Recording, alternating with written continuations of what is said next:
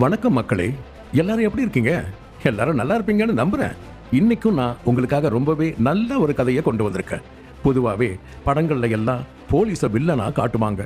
அதுவே அந்த போலீஸ் ஹீரோவா இருந்தா ஒரு போலீஸ் வாழ்க்கை எவ்வளவு கஷ்டம்னு காட்டுவாங்க. எது எப்படியோ நாம ஒவ்வொரு நாளும் வாழ்க்கையை நிம்மதியா கடக்க காவல்துறை பெரிய காரணம். அதை மறுக்கவே முடியாது. சோ நம்மளோட இந்த கதையில சில நேர்மையான போலீஸ்காரங்களோட உழைப்பையும் நம்ம நாட்டோட ஒரு பொக்கிஷம் தொலைஞ்சு போன பிறகு அதை எப்படி தேடி கண்டுபிடிச்சாங்கிறத பத்தி தான் நாம இப்போ பார்க்க போறோம். சோ கண்டிப்பா இது ஒரு திருடன் போலீஸுக்கான கதை தான். ஆனா இதுல அது மட்டும் இல்ல, இந்த கதையில ஒரு எமோஷன் இருக்கு.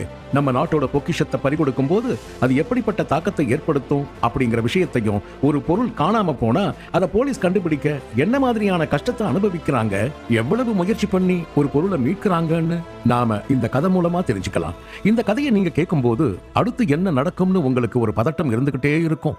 ஏதோ நாமளே பொருளை தொலைச்ச ஒரு உணர்வு அது கொடுக்கும். யாரு திருடனா இருப்பான்னு நம்மளை சிந்திக்க வைக்கும். ஆனா இதுக்கெல்லாம் பதில் எங்க கிடைக்கும் அப்படிங்கிறது தான் கேள்வி. நம்ம என்னதான் முயற்சி பண்ணாலும் சில நேரத்துல நம்ம முயற்சிக்கு பலன் இருக்காது. அதே மாதிரிதான் இங்கேயும் என்னதான் போலீஸ் அவ்வளவு முயற்சி பண்ணாலும் அவங்களுக்கு வெற்றி கடினமா இருந்துச்சு. ஆனா விதிய மதியால வெல்லலாம் அப்படின்னு ஒரு வாக்கு இருக்கு.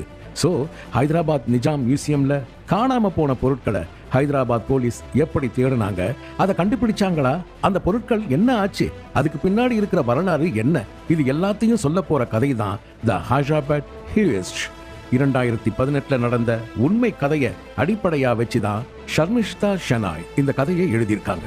இந்த கதையில ஒவ்வொரு காட்சியும் படங்கள் கற்பனை கதையை விட மிஞ்சி போகிற மாதிரி இருக்கும். உண்மை சம்பவத்தை அடிப்படையா வச்சு எழுதின இந்த கதை கண்டிப்பா நம்ம ஒவ்வொருத்தர் மனசுலையும் ஒரு தாக்கத்தை ஏற்படுத்தும். இந்த கதையை நீங்க கண்டிப்பா ஜாலியா கேட்கலாம். உங்களோட என்டர்டெயின்மெண்ட்டுக்கு நாங்க கேரண்டி. சாதாரண திருட்ட கூட சுலபமா கண்டுபிடிக்கலாமா, ஆனா ஒரு மியூசியம்ல நடந்த திருட்ட கண்டுபிடிக்கவே முடியாதாம். அப்படிப்பட்ட ஒரு திருட்ட குறைந்தபட்ச சாத்தியங்களை வச்சு நம்ம போலீஸ் எப்படி கண்டுபிடிச்சாங்கன்னு நாம கண்டுபிடிக்கிற ஒரு கதை தான்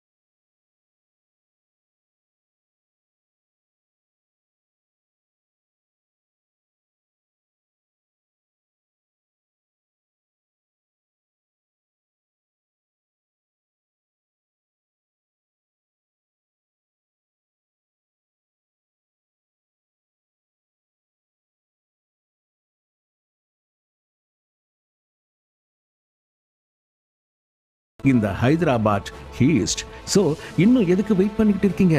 நாம ஹைதராபாத் போலீஸோட சேர்ந்து திருடன் யாருன்னு கண்டுபிடிச்சு கிளம்பலாம். ஆனா அந்த திருடன் யாருன்னு தெரிஞ்சா கண்டிப்பா உங்களுக்கு ஷாக்கா இருக்கும். சோ கண்டுபிடிக்க கிளம்பலாம் வாங்க. அத்தியாயம் 1, நோ என்ட்ரி. திங்கட்கிழமை 3 செப்டம்பர் 2018. ஒரு அழகான காலை வேளை. கௌதம் எனும் இளைஞன் நிஜாம் மியூசியத்திற்கு வெளியே அவனுடைய காதலி பிரியாவிற்காக காத்துக் கொண்டிருந்தான். என்னதான் அது மழைக்காலம் இல்லை என்றாலும் காலையில் மழை பெய்திருந்தது. அதனால் அங்கே இருந்த புல் எல்லாம் அழகாக நனைந்திருந்தது. கௌதம் இன்று திங்கட்கிழமை என்பதால் இங்கே வர முடிவு செய்திருந்தான். காரணம், இன்று பெரும்பாலானவர்கள் வேலைக்கு சென்றிருப்பார்கள். அதனால் மியூசியத்தில் சற்று கூட்டம் கம்மியாக இருக்கும். அதனால் அதை பற்றிய ஒரு வீடியோ எடுத்து தன்னுடைய யூடியூப் சேனலில் போடலாம் என நினைத்தான். அவன் ஒரு பிளாக்கர் என்பதால் எப்போதும் இது போன்ற வேலையை செய்வான். அவனுக்கு கேமராமேனாக உதவி செய்யதான் பிரியா இன்றைக்கு வரப்போகிறாள். கௌதம் திங்கட்கிழமை மியூசியத்திற்கு வர கூட்டம் இல்லாமல் இருக்கும் என்பது ஒரு காரணமாக இருந்தாலும் அன்று ஜென்மாஷ்டமி என்பதும் ஒரு முக்கியமான காரணமாகும். ஜென்மாஷ்டமி அன்று மக்கள் பூஜையில் அதிக கவனம் செலுத்துவார்கள் என்பதால் மியூசியத்திற்கு குறைவான ஆட்கள் தான் வருவார்கள் என அவன் கணித்திருந்தான். அந்த மியூசியம் பரணி ஹவேலி என்னும் மைதானத்தின் அருகில் இருந்தது. அங்கேதான் நிஜாம் ரெசிடென்ஸ் கூட இருந்தது. நிஜாம் ரெசிடென்ஸின் வலது பக்கத்தில் ஒரு உமன்ஸ் காலேஜ், இடது பக்கத்தில் ஒரு மியூசியம், அப்புறம் ஒரு ஸ்கூல் இருக்கிறது. இன்றைக்கு ஜென்மாஷ்டமி என்பதால் ஸ்கூல் காலேஜ் காலேஜுக்கு விடுமுறை. இன்னும் சிறிது நேரத்தில் மியூசியம் ஓபன் ஆகிவிடும். சோ கிரவுட் இருக்காது என்பதால் அதை பற்றி வீடியோ எடுப்பதற்கு முன்பு நிசாம் ரெசிடென்ஸை சிறிது வீடியோ எடுக்கலாம் என்று முடிவு செய்த கௌதம் கேமராவை அந்த பக்கம் திருப்பி பிரைவேட் ப்ராப்பர்ட்டி என்று போட்டிருந்த இடத்தை வீடியோ எடுக்க ஆரம்பித்தான். அவன் ஏற்கனவே இந்த இடத்தை பற்றி நிறைய ரிசர்ச் செய்திருந்தான். அவன் முன்பு இருந்த நிசாம் பேலஸ் 18ஆம் நூற்றாண்டோட கட்டிடக்கலையை சிறப்பாக எடுத்து காட்டக்கூடிய ஒரு கட்டிடம். இந்த பேலஸ் 2 அசப் ஜாகி ஆட்சியாளர்களோட குழந்தை பருவத்தை பார்த்தது. இளவரசி துரு சேவார் அதோட 7வது நிஜாமின் மூத்த மருமகள் எல்லாம் எப்போ ஹைதராபாத் வந்தாலும் இங்கேதான் தங்கியிருந்தனர். கௌதம் தன்னோட யூடியூப் சேனலுக்காக ஆடியன்ஸுக்காக இப்போ இங்க எந்த அரச குடும்பத்தை சேர்ந்தவங்களும் தங்கவில்லை, இந்த இடம் இப்போ ஒரு ட்ரஸ்ட் கிட்ட இருக்கு என சொல்ல நினைத்தான்.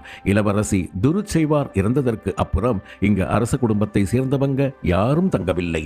இளவரசி துரு சேவாரோட மகனான இளவரசன் முபாக்கம் ஜா லண்டன், துருக்கி, ஹைதராபாத்ல மாறி மாறி வாழ்ந்தவர். கடைசியா பஞ்சாரா ஹில்ஸ் இருக்கிற பிரைவேட் மேன்ஷன்ல தான் தங்குனாரு. அப்போ சரியா அங்க வந்த பிரியா, சாரிடா கொஞ்சம் லேட் ஆயிடுச்சு என்றாள். அதெல்லாம் ஒரு பிரச்சனையும் இல்லை, நான் சும்மா பேக்ரவுண்ட் தான் பார்த்துக்கிட்டு இருந்தேன், வா அந்த பக்கம் போய் ஷூட் பண்ணுவோம் என்றான் கௌதம். அதை கேட்ட பிரியா அவனுடன் செல்ல கௌதம் அந்த இடத்தை சுற்றி சுற்றி போட்டோ எடுத்தபடி பேலஸ் அருகே செல்ல போக சரியாக அங்கே வந்தார் வாட்ச்மேன். அவரை பார்த்த கௌதம் குட் மார்னிங்னா என புன்னகை செய்தான். ஏய் நீ யாருன்னு எனக்கு தெரியாது, எதுக்கு அண்ணான்னு கூப்பிடுற? இங்க பாரு, பார்த்தா படிச்சோ மாதிரி இருக்க, இந்த ஏரியாக்குள்ள எல்லாம் வரக்கூடாதுன்னு உனக்கு தெரியாதா என்று கேட்டார். ஐயோ அண்ணா, நான் எப்போ உள்ள போகணும்னு சொன்னேன், நான் ஒரு யூடியூபர், இந்த மியூசியம் பத்தி என் ஆடியன்ஸுக்கு சொல்ல போறேன், அதான் பேக்ரவுண்ட் வீடியோ எடுத்தேன், நீங்க வேணா போஸ்ட் கொடுங்க, உங்களையும் நான் வீடியோல போடுறேன், அப்புறம் இங்க மியூசியத்துக்கு வரவங்க எல்லாம் உங்களை தான் பார்ப்பாங்க என்றான் கௌதம். அதை கேட்ட வாட்ச்மேன், ஏ பாபு, இப்படியெல்லாம் சொன்னா நான் உன்னை ஷூட் பண்ண விடுவேன்னு நினைச்சியாப்பா? வாய்ப்பே இல்லை, ஒழுங்கா இங்கிருந்து போயிடு, அதே மீக்கு நல்லது நாக்கு நல்லது என்றார். அவர் தன்னை ஏதோ சாக்லேட் மீது உட்கார்ந்த ஈயை பேக்கரிக்காரர் விரட்டுவது போல நடந்து கொண்டது அவனுக்கு கொஞ்சமும் பிடிக்கவில்லை. ஆனாலும் அவன் விட்டுக் கொடுப்பதாக இல்லை. ஆனா ஏன் நீங்க இப்படி கராரா இருக்கீங்க? என்ன 4 சப்ஸ்கிரைபர் வச்சுக்கிட்டு யூடியூபர்னு சொல்ற டுபாக்கூர்னு நினைச்சிங்களா? எனக்கு கிட்டத்தட்ட 2 லட்சம் சப்ஸ்கிரைபர் இருக்காங்க. அவங்க எல்லாம் நான் பண்ண போற வீடியோவை பார்த்துட்டு இங்க வந்தா இந்த இடம் ரொம்ப ஃபேமஸ் ஆயிடும். அப்படி நடந்தா உங்களுக்கு தானே நல்லது. அதோட நான் இந்த பேலஸை சும்மா லைட்டா கவர் பண்ணதான் நினைச்சேன், மற்றபடி என் ஃபுல் ஃபோக்கஸ் அந்த மியூசியம் தான் என்றான் கௌதம். இதுக்கு சூடு பாபு, நீ என்ன சொன்னாலும் என்னால உன்னை உள்ள விட முடியாது, அதனால தேவையில்லாத கதை பேசி என் டைம் வேஸ்ட் பண்ணாம ஒழுங்கா நின்று கிளம்பு போ போ என்றார். அதன் பிறகு அங்கே நிற்க முடியாமல் கௌதம் மற்றும் பிரியா இருவரும் மியூசியம் அருகே வந்தார்கள். நான் அந்த ரெசிடென்ஸ் எல்லாம் எடுத்து போட்டிருந்தா எனக்கு யூடியூப்ல இன்னும் நல்ல வியூஸ் வந்திருக்கும். அதோட இந்த இடத்துக்கும் நிறைய ஆட்கள் வர ஆரம்பிச்சிருப்பாங்க. இந்த மாதிரி அப்டேட் ஆகாத சப்பையான ஆட்களால தான் நம்ம நாட்டை டூரிசம் எல்லாம் படுத்துக்கிட்டு இருக்கு என கோபத்தில் சொன்னான் கௌதம். அவனை பாவமாக பார்த்த பிரியா, ஹே கௌதம், இப்ப நீ எதுக்கு டென்ஷன் ஆகுற?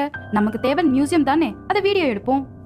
அவள் சொல்வதை முழுவதாக ஏற்றுக்கொள்ள முடியவில்லை என்றாலும் வேறு வழி இல்லாமல் சம்மதம் சொன்னவன், சரி அப்ப நீ ஒன்று பண்ணு, நான் சொல்ற மாதிரி வீடியோ எடு, நான் பேச ஆரம்பிக்கிறேன். இங்க பாரு பிரியா, நீ தான் இந்த வீடியோவோட முக்கியமான ஆளு, சோ நீ நினைச்சாதான் எல்லாம் சரியா நடக்கும். அதோ தெரியுதே அந்த ரெசிடென்ஸ், அதை ஃபுல்லா நம்மளால எடுக்க முடியாது, அதனால அந்த ஏரியாவை எடுக்கும் போது அதோட கிரவுண்ட் மட்டும் எடு, இல்லைன்னா அதுக்கும் வாட்ச்மேன் நம்மள தான் கத்துவாரு. அப்புறம் right side wing and left side wing ரெண்டையும் சரியா கவர் பண்ணு என்றான். அவன் சொன்னதை கேட்டு குழப்பம் கொண்ட பிரியா, ஹே கௌதம், அது என்னவோ விங் அப்படின்னு சொல்றியே, அப்படின்னா என்ன என்று கேட்டாள். அடடா, அந்த பேலஸோட 2 பக்கமும் தொடர்ச்சியா இருக்கே அந்த ஒயிட் பில்டிங்ஸ், அதை தான் விங்ஸ்னு சொல்லுவாங்க. சோ நீ அதை கவர் பண்ணு, ஆனா அந்த மெயின் பில்டிங் அதை எடுக்க வேண்டாம் என்றான் கௌதம். அவன் என்னதான் ஆர்வமாக இருந்தாலும் பிரியாவிற்கு தான் கடுப்பாக இருந்தது. அவளுக்கு இந்த விலாக் எடுப்பதில் எல்லாம் அந்த அளவுக்கு இஷ்டம் இல்லை. ஆனாலும் அவள் இவனுக்காகத்தான் இங்கே வந்திருந்தாள். அதோடு அவள் கூடிய சீக்கிரம் இந்த உறவை முறித்துக் கொள்ள நினைத்தாள். அவளுடைய பிளானே வெளிநாட்டுக்கு சென்று படிக்க வேண்டும் என்பதுதான். அதனால் அவள் எப்படியும் கூடிய சீக்கிரம் கௌதமை பிரேக்கப் செய்ய போகிறாள். ஆனால் பாவம், இது எதையும் அறியாத கௌதம் ஆர்வமாக தன்னுடைய ஆடியன்ஸ்காக மிகவும் ஜாலியாக பேசினான். ஹலோ மக்களே, எல்லாரும் எப்படி இருக்கீங்க? நீங்க எல்லாம் நல்லா இருப்பீங்கன்னு நான் நம்புறேன். இன்னைக்கு நம்ம நிஜாம் மியூசியத்துக்குத்தான் வந்திருக்கோம். இங்க 7வது நிஜாமான ஒஸ்மான் அலி கானோட ஆர்டிகல்ஸ் பப்ளிக் டிஸ்பிளேக்காக வச்சிருக்காங்க. இந்த பில்டிங் பொதுவா புரணி ஹவேலி அப்படின்னு சொல்றாங்க. அதோட இத மஸ்ரத் மஹால் இல்லைன்னா ஹவேலி கதீம்னு சொல்றாங்க. இதுக்கு அர்த்தம் ஓல்டு மேன்ஷன் என ஆரம்பித்த கௌதம், அது எப்போ கட்டப்பட்டுச்சு, யாரால கட்டப்பட்டுச்சு, அங்க இருந்த நிஜாம் எப்படியெல்லாம் வாழ்ந்தாங்கன்னு அந்த இடத்தோட வரலாறு எல்லாவற்றையும் சொன்னான். அவன் அதையெல்லாம் சொல்லி முடிக்கிற நேரம் மியூசியம் சரியா திறந்துச்சு. சோ 2 பேரும் உள்ளே போக ரெடி ஆனார்கள். மியூசியம் திறந்ததும் இருவரும் அதற்கு உள்ளே சென்றார்கள். கௌதமிற்கு பொதுவாகவே இதை போன்ற பழங்கால இடங்கள் எல்லாம் மிகவும் பிடிக்கும் என்பதால் அவன் அந்த இடத்தை ரசித்தபடி வந்தான். அந்த மியூசியமானது முதல் தளத்தில் இருந்ததால் அவர்கள் படியேறிதான் செல்ல வேண்டியது இருந்தது. அந்த இடத்தில் ஒரு அழகான வாசனையும் வந்தது. அதையெல்லாம் ரசித்தபடி மேலே ஏறிய கௌதம் மனதிற்குள், இந்த இடம் எவ்வளவு அழகா இருக்கு, இந்த மாதிரி பழங்கால பொக்கிஷத்தை எல்லாம் தனக்குள்ள வச்சிருக்கிற இவ்வளவு அழகான இடமான இந்த ஹைதராபாத்ல நான் இருக்கேன்னு நினைக்கும் போது எனக்கு ரொம்ப சந்தோஷமா இருக்கு என்று நினைத்து கொண்டான். அவர்கள் ஒவ்வொரு இடமாக பார்த்து கொண்டு செல்ல கௌதம் அந்த இடத்தை பற்றியெல்லாம் பேசிக்கொண்டே வந்தவன் அதன் பிறகு 3வது ஹாலுக்கு சென்றான். அந்த ஹால்ல தான் மிகவும் விலைமதிப்பான கலைப்பொருட்கள் எல்லாம் உள்ளன. அதை பார்க்க மிகவும் ஆர்வமாக அவன் இருக்க அப்போது பிரியா அச்சச்சோ என கத்தினாள். அவள் சத்தத்தை கேட்டவன், ஹே என்னாச்சு, ஏன் இப்படி கத்துற என கேட்க, அங்க பாரு என்றாள் பிரியா. அதை கேட்டவன் திரும்பி பார்க்க அவன் முகமும் ஆச்சரியத்தில் விரிந்தது. ஏனென்றால் அவன் எந்த மாடலை காண வந்தானோ அது காணாமல் போயிருந்தது. அத்தியாயம் 2. பாவம் ஒரு இடம், பழி ஒரு இடம். பிரியாவின் சத்தம் கேட்டு தூங்கிக் கொண்டிருந்த அட்டெண்டன்ட் சட் என்று விழித்துக் கொண்டார். இன்றைக்கு திங்கட்கிழமை என்பதால் கூட்டம் அதிகமாக இல்லை என அவர் உறங்கி இருந்தார். ஆனால் அதற்கு வேட்டு வைக்கும்படிதான் இருந்தது பிரியாவின் குரல். எனவே அந்த கார்டு எழுந்து உள்ளே வந்தவர், என்னமா இது, சாதாரண மியூசியம் தான், எதுக்கு நீங்க என்னவோ பூதத்தை பார்த்த மாதிரி கத்துறீங்க என கேட்டபடி உள்ளே வர அவர் அருகே சென்ற கௌதம், அண்ணா இப்ப நாங்க சொல்ல போறதை கேட்டா நீங்க தான் கத்துவீங்க. இந்த மியூசியம்ல இருந்த முக்கியமான மாடலை யாரோ திருடிட்டாங்க, அது அந்த இடத்துல இல்ல என்றான். அதை கேட்ட அட்டெண்டன்ட் பிரஹான் அதிர்ச்சி அடைந்தவர் நேராக அந்த மாடல் இருக்க வேண்டிய இடத்தை பார்க்க அது இல்லாமல் இருந்தது. அவருக்கு அப்படியே நெஞ்சே வலிப்பது போல் இருந்தது. ஒவ்வொரு நாளும் எல்லாம் சரியாக இருக்கிறதா என்று பார்த்து மியூசியத்தை திறப்பதுதான் அவருடைய வேலை. ஆனால் நேற்று மியூசியம் ஜென்மாஷ்டமிக்காக விடுமுறையாக இருந்ததால் யாரும் வரவில்லையே, அதனால் எல்லாம் சரியாகத்தான் இருக்கும் என்ற நம்பிக்கையில் தான் அன்று வந்து ஓபன் செய்தார். ஆனால் அது அவருக்கே பெரிய பிரச்சனையாக போகிறது என்று அவர் கொஞ்சம் கூட நினைக்கவில்லை. அவர் மிகுந்த பதட்டத்தில் இருந்தார். ஏனென்றால் இப்போது அவருடைய மேல் அதிகாரிகளுக்கு அவர் தன்னுடைய வேலையை சரியாக பார்க்கவில்லை என்று தெரிய போகிறது. அப்படி நடந்தால் கூட பரவாயில்லை, ஆனால் அவர்தான் அந்த திருட்டுக்கு காரணமாக இருக்கிறார் என்று சந்தேகம் கொள்ளவும் அதிகமான வாய்ப்பு உள்ளது. அதையெல்லாம் நினைத்த பர்ஹான் பயத்தில் உட்கார்ந்திருக்க அப்போது அங்கே செக்யூரிட்டி மற்றும் அவர்களின் ஹெட் ரிஸ்வான் எல்லாம் வந்தார்கள். அதையெல்லாம் பார்த்த பர்ஹானுக்கு பதட்டமாக இருந்தது. பர்ஹான் எங்கே தான் மாட்டிக்கொண்டால் வேலை போய்விடுமோ என்று பயந்தவன் வந்தவர்களிடம், நான் எதுவும் பண்ணல, நான் எல்லாத்தையும் செக் பண்ணிட்டு ஓபன் பண்ணேன், அப்போ எல்லாமே சரியா தான் இருந்துச்சு, இவங்க தான் ஏதாவது பண்ணியிருக்கணும் என்றான். அவன் சொன்னதை கேட்ட மியூசியத்தின் பொறுப்பாளர் கௌதம் மற்றும் பிரியாவை தன்னுடைய பொறுப்பாளர் அறைக்கு அழைத்து சென்றார். அதையெல்லாம் பார்த்த கௌதமிற்கு கோபம் தான் வந்தது. ஏங்க, உங்களுக்கு எல்லாம் கொஞ்சம் கூட மூளையே இல்லையா?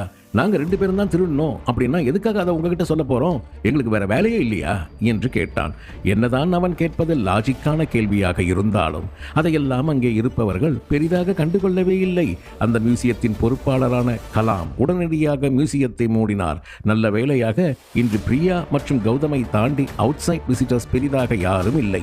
அதன் பிறகு கலாம் இந்த விஷயத்தை அட்மினிஸ்ட்ரேட்டிவ் ஆபீசர் பிலாலுக்கு அழைத்தார். அவருக்கு போனில் ரிங் போகும்போது நெஞ்சு எல்லாம் படபட. கொஞ்சம் நேரத்தில் அந்த பக்கத்தில் இருந்து அழைப்பு ஏற்கப்பட்டது. போனை எடுத்த பிலால், ஹலோ என கேட்க இந்த பக்கத்தில் இருந்த கலாம், பிலால் சார், ஒரு பெரிய தப்பு நடந்துடுச்சு, நம்ம மியூசியம்ல திருட்டு போயிடுச்சு என்றார். அதை கேட்ட பிலால் டென்ஷன் ஆனார். இவ்வளவு நேரம் இயற்கையை ரசித்த அவரால் இந்த செய்தியை கேட்ட பிறகு எதுவுமே செய்ய முடியவில்லை. அவர் கலாமிடம், இதெல்லாம் எப்ப நடந்துச்சு, உங்களுக்கு இந்த விஷயம் எப்படி தெரியும் வந்துச்சு என்று கேட்டார். அதை கேட்ட கலாம் என்ன நடந்ததோ அதை அவருக்கு சொன்னார். இதையெல்லாம் கேட்ட பிலால் டென்ஷன் ஆனவர் மனதிற்குள், யா அல்லாஹ், இவ்வளவு பெரிய தப்பு நடந்திருக்கு, இதை நான் எப்படி போய் ட்ரஸ்ட் கிட்ட சொல்லுவேன், சொன்னா அவங்க என்ன நம்புவாங்களா என்று யோசித்தார்.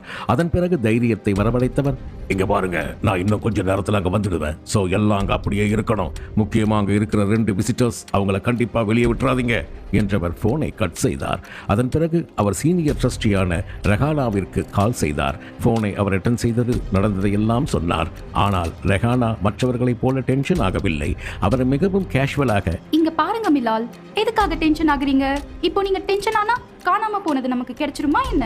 மிஸ்டர் பிலால், தைரியமா இருங்க, நான் அங்க வரேன் என்றார். அவர் அப்படி பக்குவமாக பேசியது பிலாலின் டென்ஷனை சிறிது குறைத்தது. ஓகே மேடம், ப்ளீஸ் நீங்க கொஞ்சம் சீக்கிரமா வாங்க, நானும் இப்ப மியூசியம்க்கு போறேன் என்றவர் போனை கட் செய்துவிட்டு அங்கே இருந்து மியூசியம் சென்றார். ரெஹானாவும் தான் சொன்னது போலவே அரை மணி நேரத்தில் மியூசியத்திற்கு வந்து சேர்ந்தார். அவரை பார்த்ததும் வேகமாக ஓடி வந்த பிரஹான், மேடம் மேடம், நான் இந்த திருட்ட பண்ணல, நான் என் வேலையும் சரியா தான் பண்ணேன், ப்ளீஸ் என்ன நம்புங்க என்றான். அவனை பார்த்த ரெஹானா, அடடா, எதுக்காக நீ இவ்ளோ டென்ஷனா இருக்க? இங்க இருக்கிற யாராவது நீதான் திருடனன்னு சொன்னாங்களா? இல்ல இல்ல, அப்புறம் ஏன் இந்த பயம்? நீ டென்ஷன் இல்லாம இரு, எல்லாத்தையும் நான் பாத்துக்கிறேன் என்று சொன்னவர் உள்ளே செல்ல, அப்போது அங்கே வந்த கலாம், மேடம், இங்க இருக்கிற 3வது ஹால்ல தான் திருட்டு நடந்திருக்கு, வாங்க நான் உங்களை கூட்டிட்டு போய் காட்டுறேன் என்று சொல்லி அவரை அழைத்து சென்றார். ரெஹானா அந்த ஹாலுக்கு வந்து பார்த்தவர், இத பார்த்தாலே தெரியுது, இந்த வேலையை பார்த்தது வெளி ஆட்கள் யாரோ தான் என்றார். அப்போது அங்கே வந்த பர்கான் அதை கேட்டவன் சற்று நிம்மதியடைந்தான். அவன் வேகமாக அவரிடம் வந்து, ரொம்ப நன்றி மேடம், நீங்க தான் என்ன நம்பி இருக்கீங்க என்றார். உடனே அவர், அட இதுல என்ன இருக்கு பர்கான், நீ இங்க பல வருஷமா வேலை பாக்குற, உனக்கு திருட அவசியமே இல்ல, அதனால நீ கவலைப்படாம போ, முதல்ல கண்ணீரை தொடச்சிட்டு கொஞ்சம் நார்மலா இரு பர்கான் என்றார். அவர் சொன்னதை கேட்ட பிறகுதான் அவனுக்கு கொஞ்சம் நிம்மதியாக இருந்தது. எனவே அவன் அந்த இடத்தை விட்டு சென்று அமர்ந்தான். அவனுக்கு ரெஹானாவை நினைத்து மிகவும் சந்தோஷமாக இருந்தது. அவர் அனைத்தையும் பொறுமையாக கையாள்வதால் தான் இங்கே டென்ஷன் குறைவதாக நினைத்தான். அதன் பிறகு ரெஹானா, கலாம் மற்றும் பிலால் மூவரும் ஏதேனும் பொருள் திருடப்பட்டிருக்கிறதா என்று பார்த்தார்கள். ஆனால் அவர்களை ஆச்சரியம் கொள்ள செய்யும் வகையில் வேறு எந்த பொருளுமே திருட்டு போகவில்லை. அப்போது ரெஹானா அந்த இடத்தில் வெண்டிலேட்டர் ஸ்க்ரூ கழட்டப்பட்டு இருப்பதையும் சிசிடிவி கேமராக்கள் சுவற்றை நோக்கி திருப்பப்பட்டு இருப்பதையும் பார்த்தார். அதை பார்த்த ரெஹானா, கண்டிப்பா அந்த திருட இந்த வழியாத்தான் வந்திருக்கணும், அதோட கைத்தட வேற தெரியுது பாருங்க என்றார். கலாம் மற்றும் பிலாலும் அவர் எண்ணம் சரி என்றே நினைத்தார்கள். அப்போது ரெஹானா, எல்லாம் ஓகே தான், ஆனா வந்த திருட இந்த தங்கத்தால செய்யப்பட்ட வாள், அப்புறம் அந்த குரான், இதையெல்லாம் ஏன் எடுக்காம போனா? திருட்டு தான் அவனோட எண்ணமா இருந்தா அவன் காஸ்ட்லியான பொருட்களை எடுத்துட்டு போயிருக்கலாமே என்று கேட்டார். அதான் மேடம், எங்களுக்கும் புரியல என்றார் கலாம். அவருக்கு நேரம் செல்ல செல்ல பதட்டமாகிக் கொண்டே இருந்தது. ஒருவேளை இந்த மியூசியத்தில் உள்ளவர்கள் மட்டும்தான் இதை விசாரிக்கப் போகிறார்கள் என்றால் பரவாயில்லை, ஆனால் வெளியே இருந்து போலீஸ் வந்து விசாரித்தால் தன்னுடைய நிலைமை என்ன ஆகும் என்று யோசித்தார் பிலால். அவர் அப்படி யோசிக்கும் போதே அவருக்கு மிகவும் பதட்டமாக இருந்தது. அப்போது ரெஹானா, இத நாம போலீஸ்க்கு கொண்டு போய் தான் ஆகணும், இல்லனா வேலைக்காகாது என்றார். அதை கேட்ட கலாம் சரி என்றார். ஆனாலும் அவருக்கு பதட்டமாகத்தான் இருந்தது. அதை வெளிக்காட்டிக் கொள்ளாதவர் அமைதியாக அவளுடன் நடந்து சென்றார். ரெஹானா கலாமின் ஆபீஸ் ரூமில் இருந்தே போலீஸுக்கு அழைத்தார். ஆனால் அங்கே யாரும் போனை எடுக்கவில்லை. அடடா, யாருமே போன் எடுக்கலையே, எனக்கு தெரிஞ்சு இன்னைக்கு ஜென்மாஷ்டமி, அதை யாரும் வரல போல இருக்கு என்றார். சரி ஓகே, இந்த விஷயத்தை நாம இதுக்கு மேலிடத்துக்கு சொல்ல முடியாது, நான் இத பிரின்ஸ்க்கு கொண்டு போறேன் என்றார். அதை கேட்ட கலாம் சற்று பதட்டம் அடைந்தார். அத்தியாயம் 3. பல கோடி ரூபாய் பொருட்கள். ரெஹானா மியூசியத்தில் திருட்டு போயிருப்பதை பற்றி அறிந்ததும் அதை முதலில் போலீசுக்கு தெரிவிக்க முயற்சி செய்தார். ஆனால் யாரும் போனை எடுக்கவில்லை. எனவே வேறு வழி இல்லாமல் இந்த விஷயத்தை பிரின்ஸ் முபாக்கம் ஜாவிற்கு கால் செய்து சொல்ல நினைத்தவர் அவருக்கு அழைத்தார். அப்போது பிரின்ஸ் அவருடைய பேலஸில் தன்னுடைய பேரனுடன் விளையாடிக் கொண்டிருந்தவர். ரெஹானாவின் கால் வந்த உடனே அதை அட்டன் செய்ய வந்தார். அதன் பிறகு அவன் போனில் பேச ரெஹானா சொன்ன விஷயத்தை கேட்டு அவருக்கு அதிர்ச்சியானது. யா அல்லாஹ், இது எவ்வளவு பெரிய தப்பு. ஆமா, இந்த விஷயத்தை போலீஸுக்கு இன்ஃபார்ம் பண்ணியாச்சா என்று கேட்டார். சார், நாங்க போலீஸ்க்கு கால் பண்ணி விஷயத்தை சொல்ல ட்ரை பண்ணோம், ஆனா எங்க நேரம் எந்த போலீஸும் போனை எடுக்கல என்றார் ரெஹானா.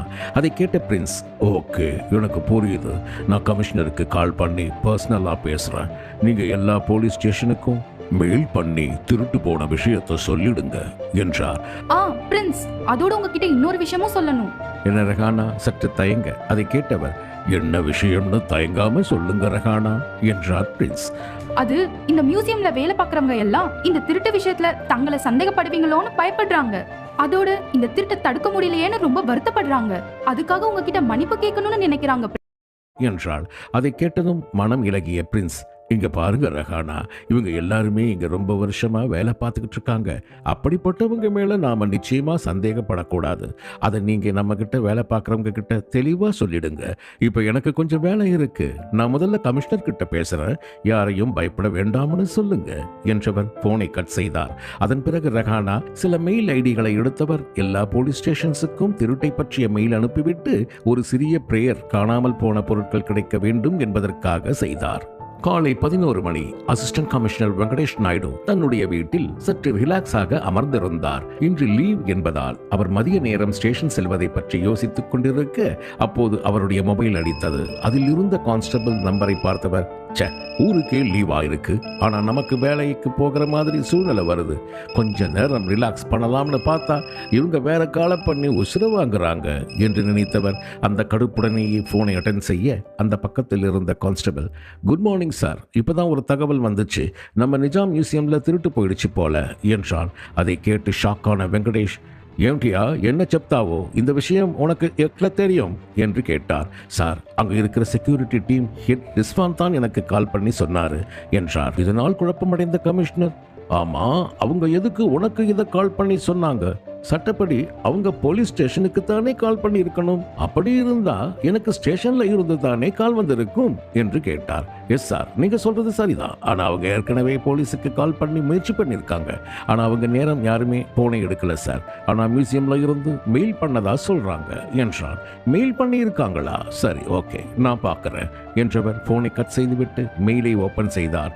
கான்ஸ்டபிள் சொன்னது போலவே அவருக்கு மெயில் வந்திருந்தது. அதை பார்த்தவர், அடடா, நிஜமாவே திருட்டு போயிருக்கு போலயே, நேத்து வேற ஒரு பொதுக்கூட்டம் இருந்ததால அதை அட்டன் பண்ண நிறைய பேர் லீவ்ல உன்னாரு, ஆனா நான் இப்போ அந்த இடத்துக்கு போய் தான் ஆகணும், இல்லைன்னா இன்னும் பெரிய பிரச்சனை தான் நடக்கும் என்று மனதிற்குள் நினைத்துக் கொண்டவர் அதன் பிறகு போலீஸ்காரை வீட்டுக்கு வர சொல்லிவிட்டு தனக்கு நம்பகமாக வேலை பார்க்கும் சிலரை நேராக மியூசியத்திற்கு வர சொன்னார். அதன் பிறகு அவர் அங்கே இருந்து கிளம்புவதற்கு முன்பாக மியூசியத்திற்கு கால் செய்து பேச முடிவு செய்து அங்கே அழைத்தார். சில நொடியில் போன் அட்டன் செய்யப்பட்டது.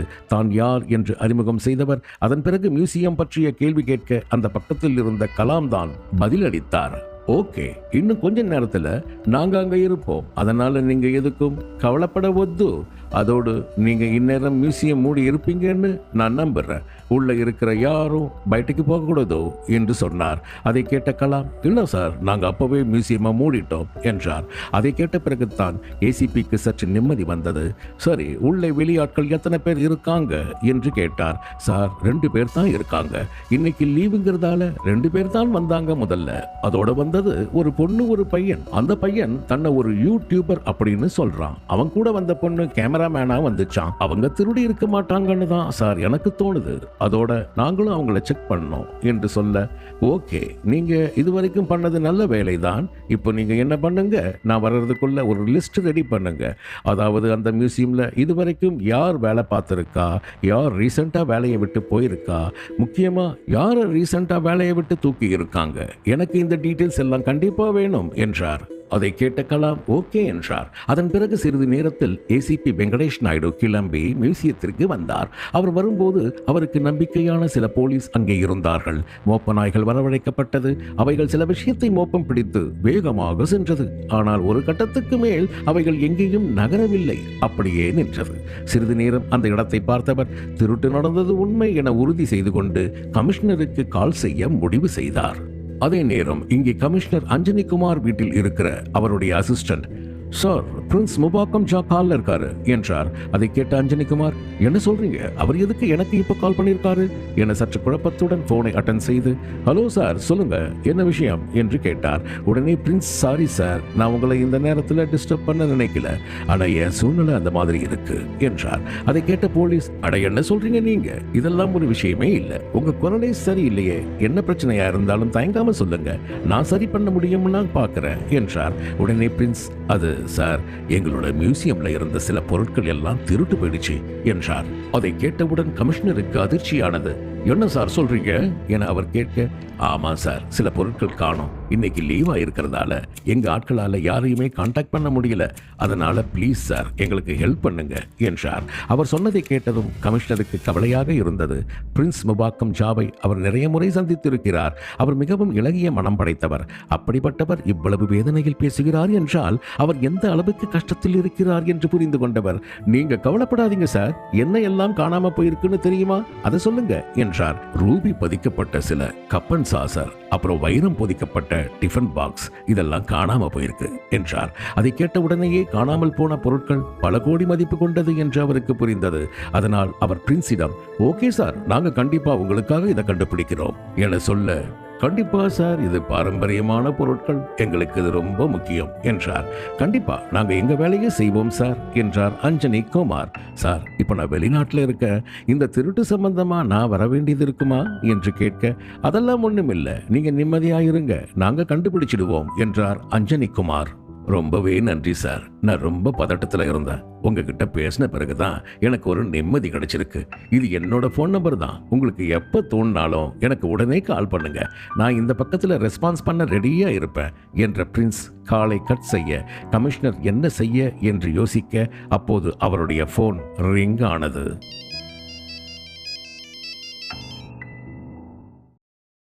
அத்தியாயம் 4.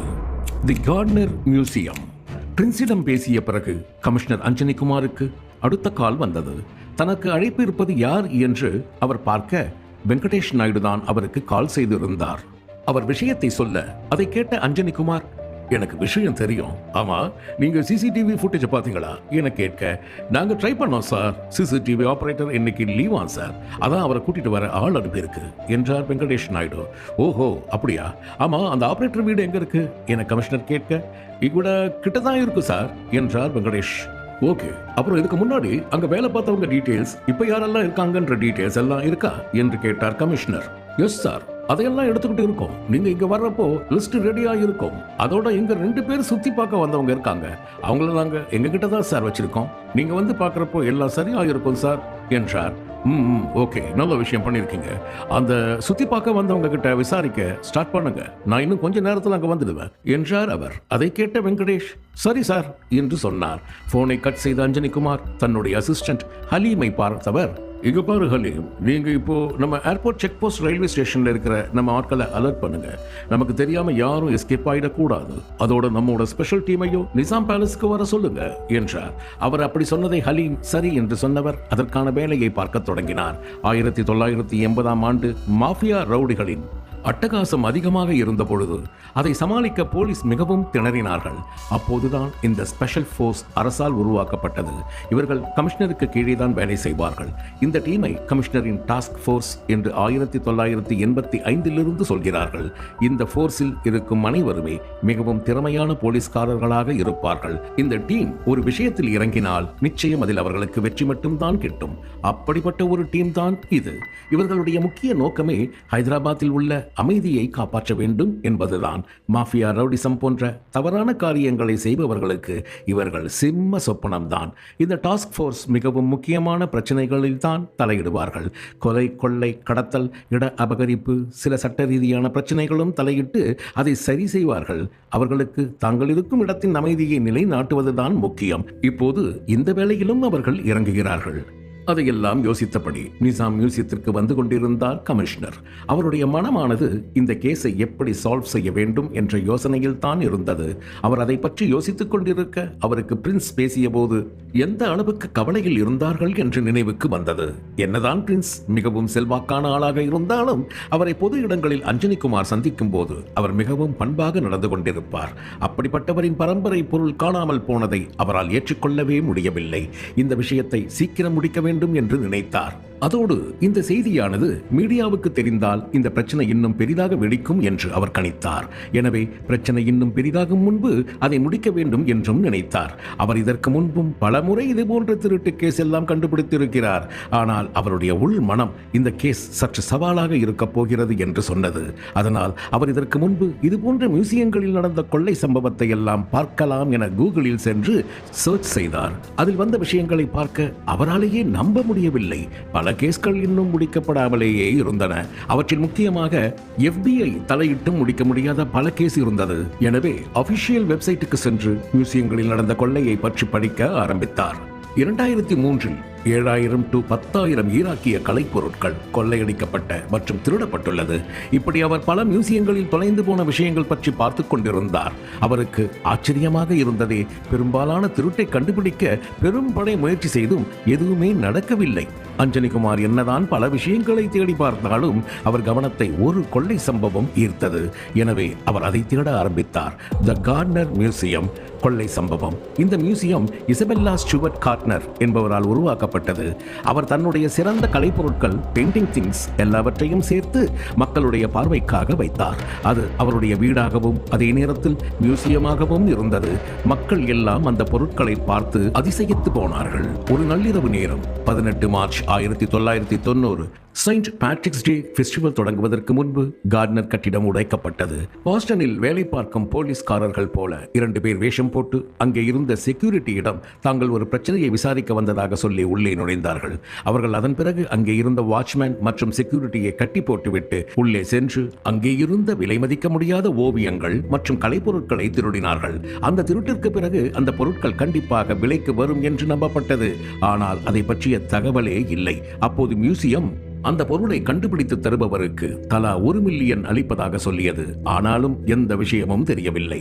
நாட்கள் அப்படியே சென்று 7 வருடங்கள் முடிந்தபோது $5 மில்லியன் தருவதாக மியூசியம் அறிவித்தது. ஆனாலும் கூட எந்த விதமான பதிலும் அவர்களுக்கு கிடைக்கவில்லை. 1/4 நூற்றாண்டுக்கு பிறகும் கூட அந்த கலைப்பொருட்கள் கிடைக்கவில்லை. ஆனால் அவை இருந்த இடம் இன்னும் அப்படியே இருக்கிறது. அவை அன்று நடந்த திருட்டை இந்த உலகுக்கு காட்டிக் கொண்டிருக்கிறது. இந்த விஷயங்களை எல்லாம் பார்த்த பிறகு அஞ்சனிகுமாருக்கு ஒரு விஷயம் புரிந்தது. மற்ற கேஸ் போல இந்த கேஸ் இருக்க போவதில்லை. ஏனென்றால் இந்த உலகில் நடந்த மியூசியம் சம்பந்தப்பட்ட திருட்டில் கிட்டத்தட்ட 1% மட்டும் தான் மீண்டும் கிடைத்துள்ளது. அதையெல்லாம் நினைக்கும் போதே அவருக்கு இந்த கேஸில் இருந்த நம்பிக்கை கொஞ்சம் கொஞ்சமாக குறையத் தொடங்கியது. FBI போன்ற உயர்கூட்ட முயற்சி செய்தே கண்டுபிடிக்க முடியாத இந்த மியூசிய திருட்டுக்களை தன்னால் கண்டுபிடிக்க முடியுமா என்ற குழப்பம் வந்தது.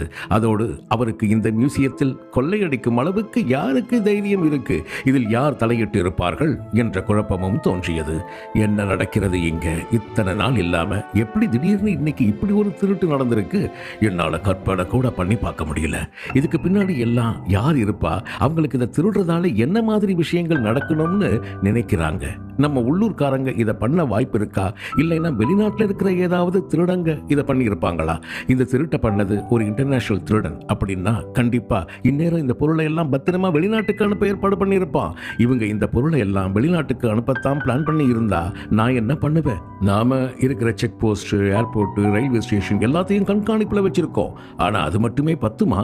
நாம இவ்வளோ ஸ்மார்ட்டா இருக்கோம்னா நம்ம அப்போசிட்ஸ்ல இருக்கிறவன் எவ்வளவு அறிவா இருப்பான்? இதையெல்லாம் யோசிக்கும் போது ஒன்று மட்டும் புரியுது. இனிமே இந்த கேஸால நிம்மதியான தூக்கம் போக போகுது என்று நினைத்தவர் அமைதியாக கண்ணை மூடினார். அப்போது அவருக்கு தீர்க்கப்படாத கேஸை பார்ப்பதை விட தீர்க்கப்பட்ட கேஸ்களை பார்த்தால் பெட்டர் என்று தோன்றியது. எனவே அவர் லவ்ரே மியூசியம் தெஃப்ட் கேஸை ஓபன் செய்தார். அதில் அவருக்கு ஆச்சரியம் அளிக்கும் விதத்தில் அந்த மியூசியத்தில் வேலை செய்பவர் தான் திருடியிருந்தார். அதை பார்த்தவர் மனதிற்குள் அப்ப அங்க வேலை பார்க்கிறவங்க திருட நிறைய சான்ஸ் இருக்கு. அப்படி ஒரு வேலை அங்க இருக்கிறவங்க திருடி இருந்தா என் வேலை ஈஸியா முடியும். எது எப்படியோ எல்லாரையும் சந்தேகப்பட்டா தான் வேலை முடியும் என்று நினைத்தவர் தன்னுடைய போனை வைக்க கொஞ்சம் நேரத்தில் நிசாம் மியூசியம் வந்தது. தன்னை அமைதிப்படுத்திக் கொண்டு வெளியே வந்தவர் அடுத்தடுத்து என்ன செய்ய வேண்டும் என்று முடிவு செய்தார். அதன் பிறகு அவர் நேராக நடந்து உள்ளே சென்றார். அத்தியாயம் 5. பல கோணங்கள், பல கேள்விகள். அஞ்சனிகுமார் நிசாம் மியூசியம் வந்தவர் அங்கே சென்று விசாரிக்கலாம் என முடிவு செய்தார். அவருடன் கிட்டத்தட்ட 20 போலீஸ் இருந்தார்கள். விஷயம் தெரிந்து சிறிது நேரத்திலேயே போலீஸ் குழு அங்கே வந்து விட்டார்கள். அவர்கள் அங்கே இருப்பதை பார்க்கவே அஞ்சனிகுமாருக்கு சற்று நிம்மதியாக இருந்தது. அவர் பிலால், ரெஹானா, கலாம் மற்றும் ரிஸ்வானுடன் பேச சென்றார். ரிஸ்வான் முன்பு போலீஸில் வேலை பார்த்தவர்தான். அதன் பிறகுதான் ரிட்டையர்ட் ஆகி ஒரு பிரைவேட் செக்யூரிட்டி கம்பெனியில் வேலை பார்த்தார். அவர்கள்தான் இந்த நிசாம் பேலஸிற்காக வேலை பார்க்கிறார்கள். எனவே ரிஸ்வான் அங்கே வந்த போலீஸை பார்த்து சல்யூட் அடிக்க கமிஷனர் அவரை பார்த்து புன்னகை செய்தார். ரிஸ்வானிற்கு அவர்களை எல்லாம் பார்க்க ஒன்றும் வித்தியாசமாக இல்லை. அதே நேரம் கமிஷனரும் கூட ரிஸ்வானை தங்களில் ஒருவராகத்தான் பார்த்தார். அப்போது கலாம், பிலால் மற்றும் ரெஹனாவை பார்த்த கமிஷனர், நான் முதல்ல திருட்டு நடந்த இடத்தை பார்க்க விரும்புறேன், அதை முடிச்சிட்டு நம்ம டீட்டெயிலா பேசுவோம் என்றவர் ரெஹானாவை பார்த்து, மேடம் நீங்க இங்கேயே இருங்க என சொல்லிவிட்டு தன்னுடன் மற்ற மூவரையும் அழைத்தார். அப்போது ரெஹானா, சார் அது பிலாலுக்கு ஹைப்பர் டென்ஷன் இருக்கு. அவர் இந்த திருட்டு நடந்ததுல இருந்தே ரொம்ப பதட்டமா இருக்காரு சார். அதனால அவருக்கு மயக்கம் வேற வருதான். சோ அவர் டாக்டரை பார்க்கணும் சார். அதை கேட்டவர், அதெல்லாம் ஒரு பிரச்சனையும் இல்லை மேடம், நம்ம தாராளமா அவர் டாக்டர் கிட்ட அனுப்பி வைக்கலாம். ஆனா என்னால இவரை இப்பவே விட முடியாது. நான் என் டீம்ல இருக்கிறவங்களை இவரை மட்டும் முதல்ல விசாரிச்சுட்டு அனுப்ப சொல்றேன். அதான் என்னால பண்ண முடியும். உங்களுக்கு அதுல ஒன்றும் பிரச்சனை இல்லையே என கேட்டார். அவர் அப்படி கேட்டதும் ஓகே சார் என்றார் ரெஹானா. அதை பார்த்த அஞ்சனிகுமார் தன்னுடைய அசிஸ்டன்ட் கமிஷனர்களை பார்த்து, சோ இந்த விசாரணையை யாராவது ஒருத்தர் பொறுப்பா பார்த்துக்கோங்க. ஆமா, இங்க திருட்டு நடந்ததை பார்த்த 2 வெளி ஆட்களா சொன்னீங்களே, அவங்க எங்க என்று கேட்டார். அப்போது ஒரு அசிஸ்டன்ட் கமிஷனர், சார் அவங்கள நம்ம வெங்கடேஷ் நாயுடு சார் தான் பார்த்துக்கிட்டு இருக்காரு என்றார். ஓகே என்றார். அதன் பிறகு பிலாலை இப்போது அழைத்து செல்ல முடியாது என்பதால் தன்னுடன் கலாம் மற்றும் ரிஸ்வானை அழைத்து சென்றார் கமிஷனர். அவர்கள் கொள்ளையடிக்கப்பட்ட இடத்தை கிட்டத்தட்ட நெருங்கும் போது கலாம் அவரை பார்த்து, ரொம்பவே நன்றி சார், நீங்க இப்படி டைமுக்கு வந்ததை நினைச்சா ரொம்ப சந்தோஷமா இருக்கு சார் என்று சொன்னார். அதை கேட்ட கமிஷனர், இதுல சந்தோஷப்பட என்ன இருக்கு, நான் வந்தது என் வேலையை பார்க்கத்தானே என்றார். அதன் பிறகு அவர்கள் கொள்ளை நடந்த இடத்திற்குள் நுழைய அங்கே மிகவும் மதிப்புள்ள பொருட்கள் எல்லாம் காணாமல் போயிருந்தன. அதை பார்த்தவர், ஆமா இந்த திருட்டை எப்படி கண்டுபிடிச்சிங்கன்னு சரியா சொல்லுங்க பாப்போம் என்று கேட்டார். அது சார் வெளியே இருந்து வந்த பசங்க தான் கண்டுபிடிச்சாங்க என்றார் கலாம். அதை கேட்டவர், அது எனக்கு தெரியும், ஆனா அதுக்காக அவசியம் எப்படி வந்துச்சு? இங்க இத்தனை பேர் வேலை பார்க்கறீங்க, நீங்க கண்டுபிடிக்காம எப்படி வெளியே இருந்து வந்த ஆள் கண்டுபிடிச்சாங்க என்று கேட்டார். அவர் அப்படி கேட்டதும் பதட்டமான கலாம், சார் நீங்களே நல்லா பார்த்தீங்கன்னா தெரியும், காணாம போன ஐட்டம் எல்லாமே ரொம்பவும் கார்னர்ல இருக்கு. அதையெல்லாம் கண்டுபிடிக்கிறது உண்மையாவே கஷ்டம் சார். அதனால தான் எங்க ஸ்டாஃப் எல்லாம் கண்டுபிடிக்கல என்றார். அது சரி, இந்த மியூசியம் எப்போ எல்லாம் கிளீன் பண்ணுவீங்க என்று கேட்டார் கமிஷனர். அது சார் காலையில ஓபன் பண்றதுக்கு முன்னாடி, அப்புறம் க்ளோஸ் பண்றதுக்கு முன்னாடி அப்படிதான் பண்ணுவோம் என சொல்ல, அப்போ இந்த இடத்துல பொருட்கள் காணாம போனது ஸ்டாஃபுக்கு தெரியுமே, இந்த இடத்தோட அட்டெண்டன்ட் யாரு, முதல்ல அவங்களை கூப்பிடுங்க என்றார் அஞ்சனிகுமார். அதை கேட்டதும் அங்கே பர்கான் அழைத்து வரப்பட்டார். அவரை பார்த்த கமிஷனர், ஆமா டெய்லி கிளீன் பண்ணணும்னு சொல்லியிருக்காங்க, அப்புறம் எப்படி உங்களுக்கு காலையில இந்த இடத்துல இது காணாம போனது தெரியாம போச்சு என்று கேட்டார்.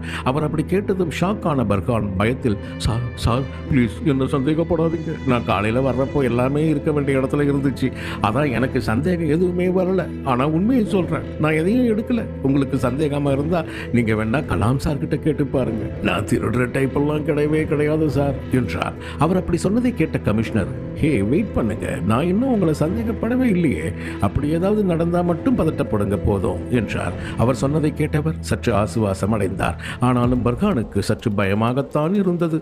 சார் நீங்க என்ன நிஜமாவே சந்தேகப்படலைன்னா ஏன் என்ன முதல்ல கூப்பிட்டு விசாரிக்கிறீங்க என கேட்டார்.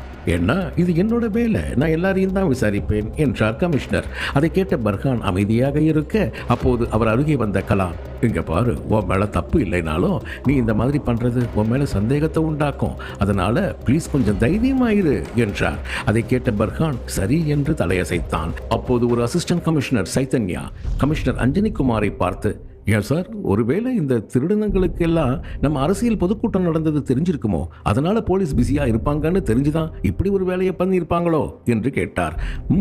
அப்படியும் இருக்கலாம், ஒருவேளை அவங்க இந்த அளவுக்கு யோசிச்சு பண்ற ஆட்களா இருந்தா நாம அவங்க கிட்ட கேர்ஃபுல்லா தான் இருக்கணும் என்றார் கமிஷனர்.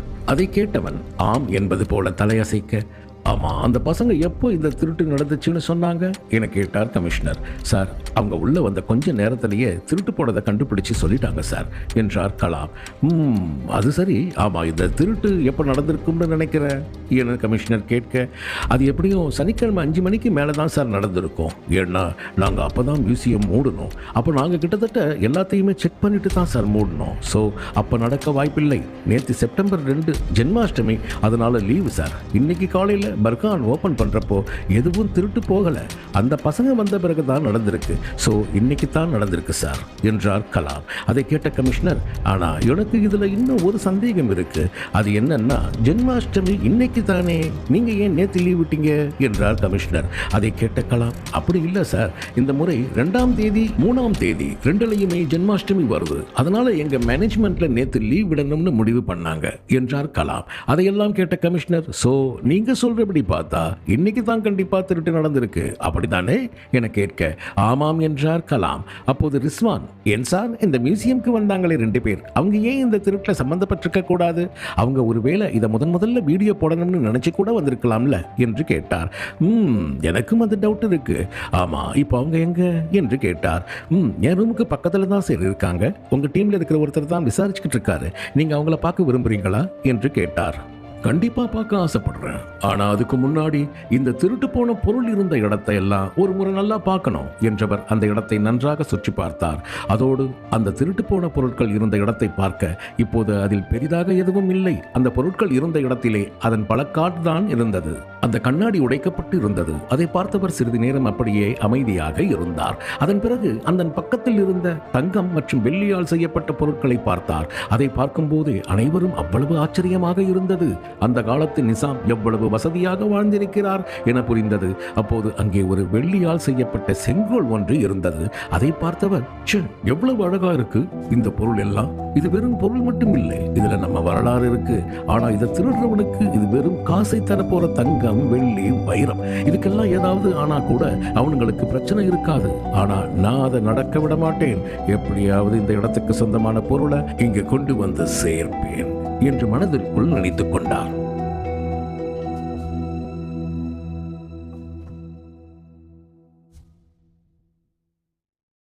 அத்தியாயம் 6.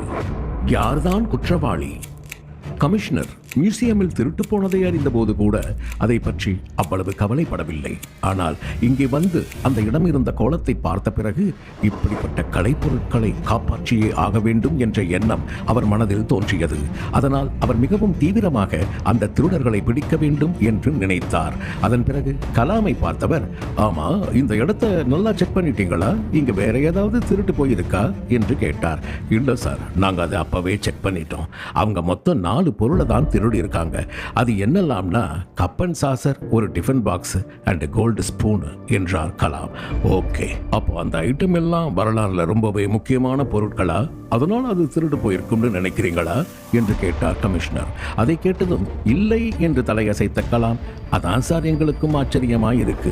இங்க இருக்கிறதுல நிறைய பொருட்கள் இதை விட ரொம்பவே மதிப்பானது, வரலாறு சம்பந்தப்பட்டது. ஆனா திருட வந்தவன் அதையெல்லாம் எடுக்காம இதையே எடுத்தான்னு தான் எங்களுக்கு புரியல என்றார். அதை கேட்டவர் அமைதியாக இருக்க, அப்போது ரிஸ்வான், சார், ஆக்சுவலி அங்க இருக்கிற அந்த வெண்டிலேட்டர் வழியா தான் திருடங்க வந்திருக்கானுங்க. அப்படி வரும்போது அவங்க இங்க இருந்த சிசிடிவி கேமராவை உடைக்க பார்த்திருக்காங்க. சோ அவங்க மிதிச்சப்பதான் கேமரா திரும்பி இருக்கு. ஆனா இன்னும் வேலை செய்யுது சார் என்றார். அதை கேட்ட அஞ்சனிக்குமார், சோ அப்போ உங்ககிட்ட அந்த திருடனங்களோட இமேஜ் இல்லைன்னா அவங்க சம்பந்தப்பட்ட விஷயம் ஏதாவது இருக்கா என ரொம்ப ஆர்வமாக கேட்டார் கமிஷனர் அஞ்சனிக்குமார். அங்கதான் ஒரு சின்ன பிரச்சனை. அந்த திருடனங்க ஆக்சுவலி கொஞ்சம் கிளவராகவே யோசிச்சிருக்காங்க. அதனால தான் சார் அவனோட இமேஜ் நம்ம கிட்ட மாட்டல. அதோட சிசிடிவி கூட சுவரை மட்டும் தான் பார்க்குற மாதிரி இருக்கு என்றார். அதை கேட்ட கமிஷனர், என்னதான் இந்த சிசிடிவி ஃபுட்டேஜ் சுவரு பக்கம் திரும்பி இருந்தாலும் நான் கண்டிப்பா இதோட ஃபுட்டேஜை பார்க்கணும். நம்ம எதுவுமே இருக்காதுன்னு நினைக்கிறதுல தான் எல்லாத்தையுமே மாத்திர மாதிரி ஒரு விஷயம் இருக்கும். சைத்தன்யா, நீங்க நம்ம கான்ஸ்டபிள் ஒருத்தரை டெக்னீஷியன் கூட அனுப்பி அந்த ஃபுட்டேஜை பார்க்க சொல்லுங்க என்றார். அதை கேட்ட சைத்தன்யா சரி என்றார். அதன் பிறகு சிசிடிவிக்காக ஏற்பாடு முடிந்த பிறகு சைத்தன்யா கமிஷனரிடம், சார், இங்க இருக்கிறத எல்லாம் வச்சு பார்த்தா கண்டிப்பா இது ஒரு இன்டர்நேஷனல் கேங் பண்ண மாதிரி இல்ல சார். அவங்க பண்ணி இருந்தா நிச்சயமா ரொம்ப பெருசா தூக்கி இருப்பாங்க. இப்போ எடுத்தது என்னதான் அதிக விலை மதிப்புள்ள பொருளா இருந்தாலும் இது இன்னும் இங்க இருக்கிற பொருளை ஒப்பிடும்போது ரொம்ப கம்மியானது தான் சார். அவங்க நினைச்சிருந்தா வேற எதையாவது பொருளை எடுத்திருக்கலாம். ஆனா ஏன் சார் அவங்க அப்படி பண்ணல? அதை யோசிக்கும் போது எனக்கு கொஞ்சம் குழப்பமா இருக்கு என்றார். சைத்தன்யா, உங்க பாயிண்ட் ரொம்பவே கரெக்ட். இதை பண்ணது லூகாஸ் கேங்கா இருக்க நிறைய வாய்ப்பு இருக்கு. ஆனா நாம இதை உள்நாட்கள் தான் பண்ணி இருப்பாங்கன்னு சொல்லிட முடியாது.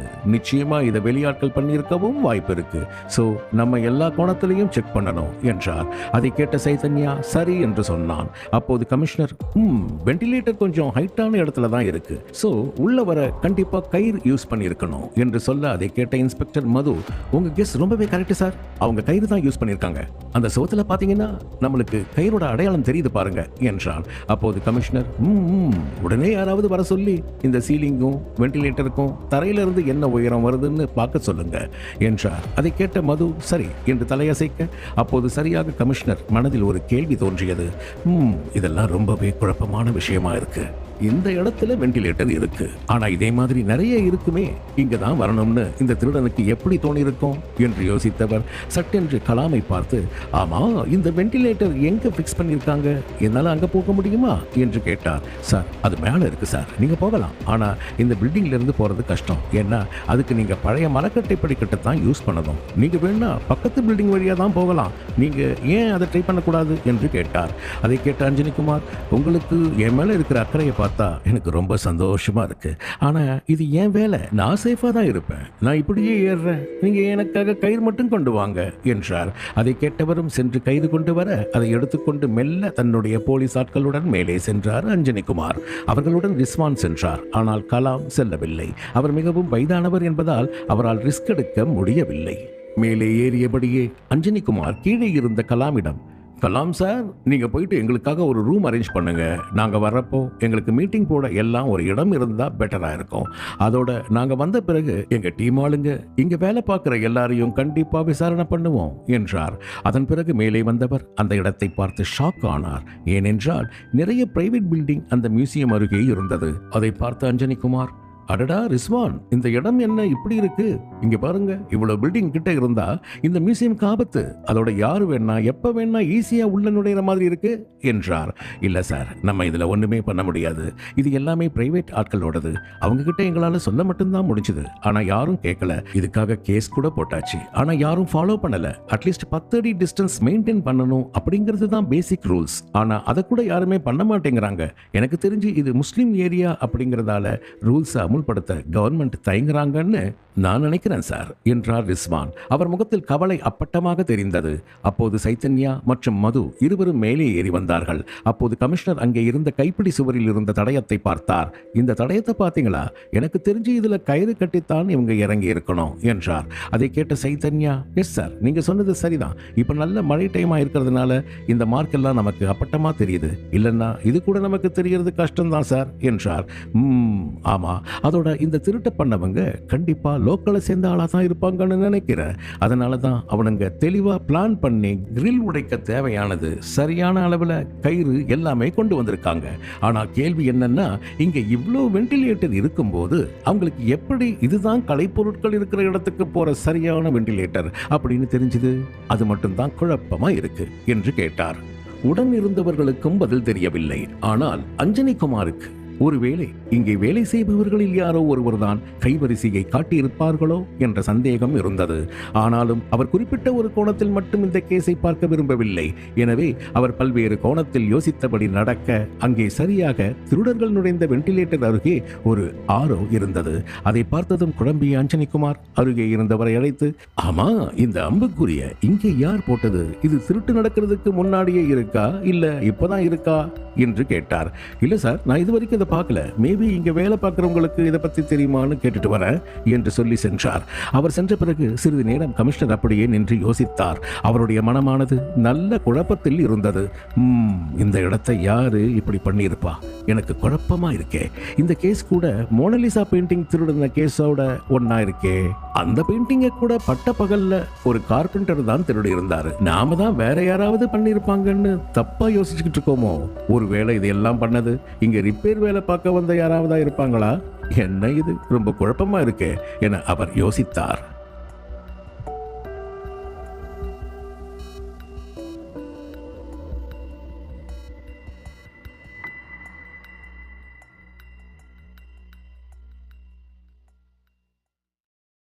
அத்தியாயம் 7. திருடுறது ரொம்ப ஈஸி.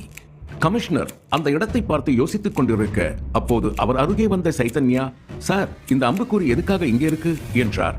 இது என்ன கேள்வி சைத்தன்யா? இங்க இருக்கிற இடத்துல எது வழியா போனா அவங்க இலக்கை அடையலாம்னு அவங்களுக்கு தெரியணும்ல, அதுக்காகத்தான் அவங்க இதை யூஸ் பண்ணிருக்காங்களே.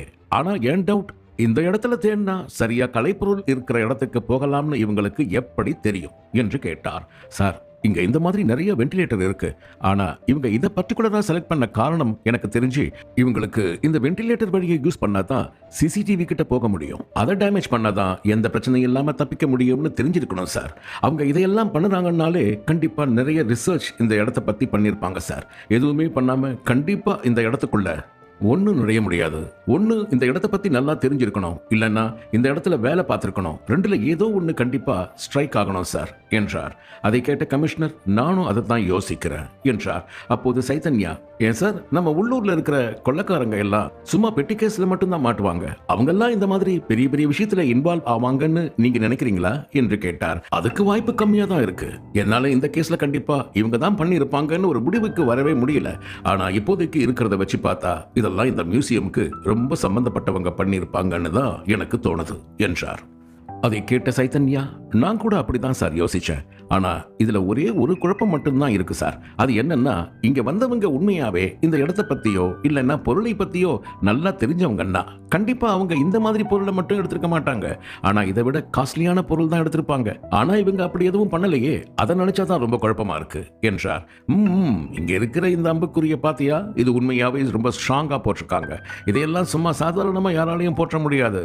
எனக்கு தெரிஞ்சு யாரோ ஒரு கொத்தனார் தான் இதை பண்ணியிருக்கணும். அவங்களால தான் இதை பண்ண முடியும். ஸோ இந்த கொள்ள வேலையை பண்ணது கண்டிப்பா படிச்சவங்க இல்லை. ஆனா அதே நேரத்தில் அவங்க பயங்கரமான புத்திசாலி என்றார். அவர் அப்படி சொன்னதை கேட்ட சைத்தன்யா, நீங்க சொல்றது கரெக்ட் சார் என்றார். அதன் பிறகு அவர்கள் இருவரும் பேசிக்கொண்டிருக்க சிறிது நேரம் கழித்து சைதன்யா ஃபாரன்சிக் டீம் வந்ததும் அவங்க கிட்ட சொல்லி வென்டிலேட்டர் கிட்ட ஃபிங்கர் பிரிண்ட் ஏதாவது இருக்கான்னு பார்க்க சொல்லுங்க. அப்படி கிடைச்சா அதை உடனே எடுக்க சொல்லுங்க. அதோட நான் இதுவரைக்கும் இங்க எந்த ஃபுட் ஸ்டெப்பையும் கவனிக்கல. ஆனா அந்த மாதிரி ஏதாவது கிடைச்சாலும் பார்க்க சொல்லுங்க. நமக்கு இந்த நேரத்தில் கிடைக்கிறது ஒரு சின்ன க்ளூ கூட பெரிய மாற்றத்தை உண்டு பண்ணும் என்றார். அதை கேட்டவன் சரி என்று சொல்லி அவர் சொன்னதை எல்லாம் நோட்டீஸ் எடுத்தான். அதன் பிறகு கமிஷனர் சைதன்யாவை பார்த்து, அப்புறம் சைதன்யா, ஒரு முக்கியமான விஷயம் இருக்கு. அது என்னன்னா, நீங்க கண்டிப்பா ரிஸ்வான் அப்புறம் கலாம் இவங்க 2 பேரோட பேக்ரவுண்ட் செக் பண்ணுங்க. அதோட அவங்களுக்கு ஏதாவது பண கஷ்டம் இருக்கா, டெய்லி எப்போ இங்க வராங்க, எப்போ கிளம்புறாங்க, இது எல்லாமே கவனிங்க. அதோட அவங்கள யாராவது பார்க்க வராங்களான்னு கூட பாருங்க. ஏன்னா நமக்கு எல்லாமே முக்கியம், யாரையும் நம்ப முடியாது என்றார். அதை கேட்ட சைதன்யா சரி என்றவன், சார், நாங்க இந்த மாதிரி இதுக்கு முன்னாடி வேலை பார்த்தவங்களுக்கும் பண்ணலாம்னு இருக்கோம். ஏன்னா யார் எப்போ எதை நினைச்சு எதெல்லாம் பண்ணுவாங்கன்னு நம்மளால சொல்ல முடியாதுல்ல என்றார். நீங்க சொல்றது சரிதான். அதோட இங்க வந்த விசிட்டர்ஸ் கூட விட வேண்டாம், அவங்களையும் விசாரிப்போம். ஏன்னா இந்த இடத்த கொள்ள அடிச்சவனுக்கு கண்டிப்பா இந்த இடத்தோட டீட்டெயில்ஸ் தேவைப்பட்டிருக்கும். அதனால அவன் கண்டிப்பா இங்க அடிக்கடி வந்திருப்பான். அதனால அவங்க மேலேயும் ஒரு கண்ணு வைக்கணும் என்றார். அதை கேட்ட சைதன்யா சரி என்றார்.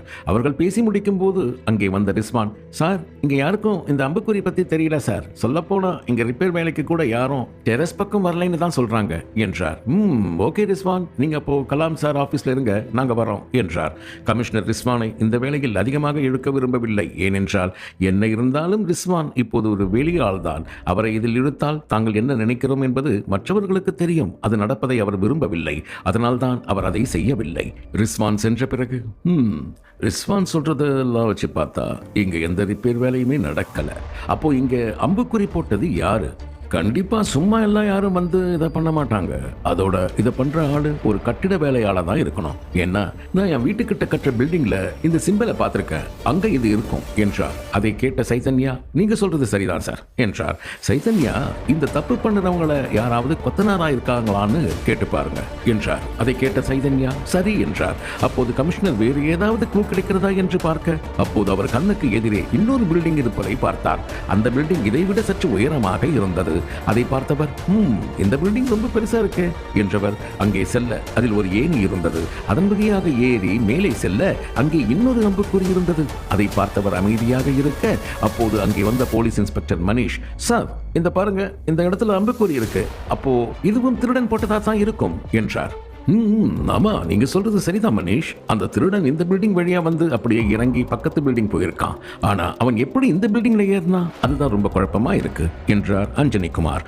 அப்போது அவர்கள் சுற்றி பார்க்க அந்த உயரமான இடத்தில் இன்னொரு லேடர் இருப்பதை பார்த்தார்கள். அதை பார்த்ததும் அவர்களுக்கு ஒன்றும் புரியவில்லை. உடனே கமிஷனர் அருகே இருந்த கான்ஸ்டபிளை பார்த்து, ஹே மோகன், அந்த லேடர்ல ஏறி அந்த பக்கம் என்ன இருக்குன்னு பாரு என்றார்.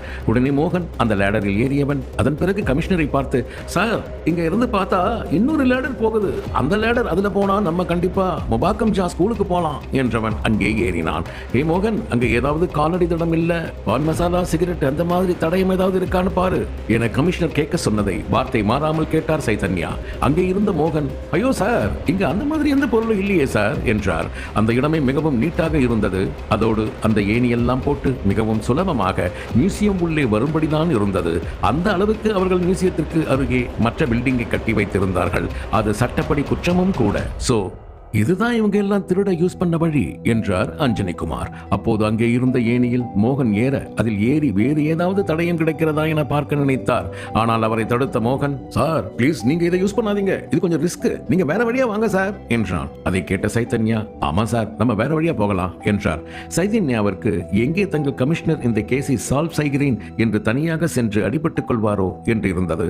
தேவையில்லாமல் பிரச்சனையை இழுத்துவிட விரும்பாதவர். சரி, ஓகே மோகன், நீ மேல இரு, நாங்க பாத்துக்கிறோம், நாங்க வரோம் என்றார். அதை கேட்ட மோகனும் ஓகே என்று சொல்ல, அதன் பிறகு கமிஷனர் தன்னுடன் வேலை பார்க்கும் மது சைதன்யாவுடன் வெளியே வந்தவர் அந்த பக்கத்தில் இருந்த பில்டிங்களில் உள்ள ஸ்டேர் கேஸை பயன்படுத்தி நடக்க ஆரம்பித்தார். அது ஒரு ரெசிடென்ஷியல் பில்டிங். அப்போது அவர்களை பார்த்த மோகன், சார், இந்த பக்கம் வாங்க என்று அழைக்க அவர்கள் எல்லாம் செகண்ட் ஃப்ளோருக்கு செல்ல நடக்க ஆரம்பித்தார்கள்.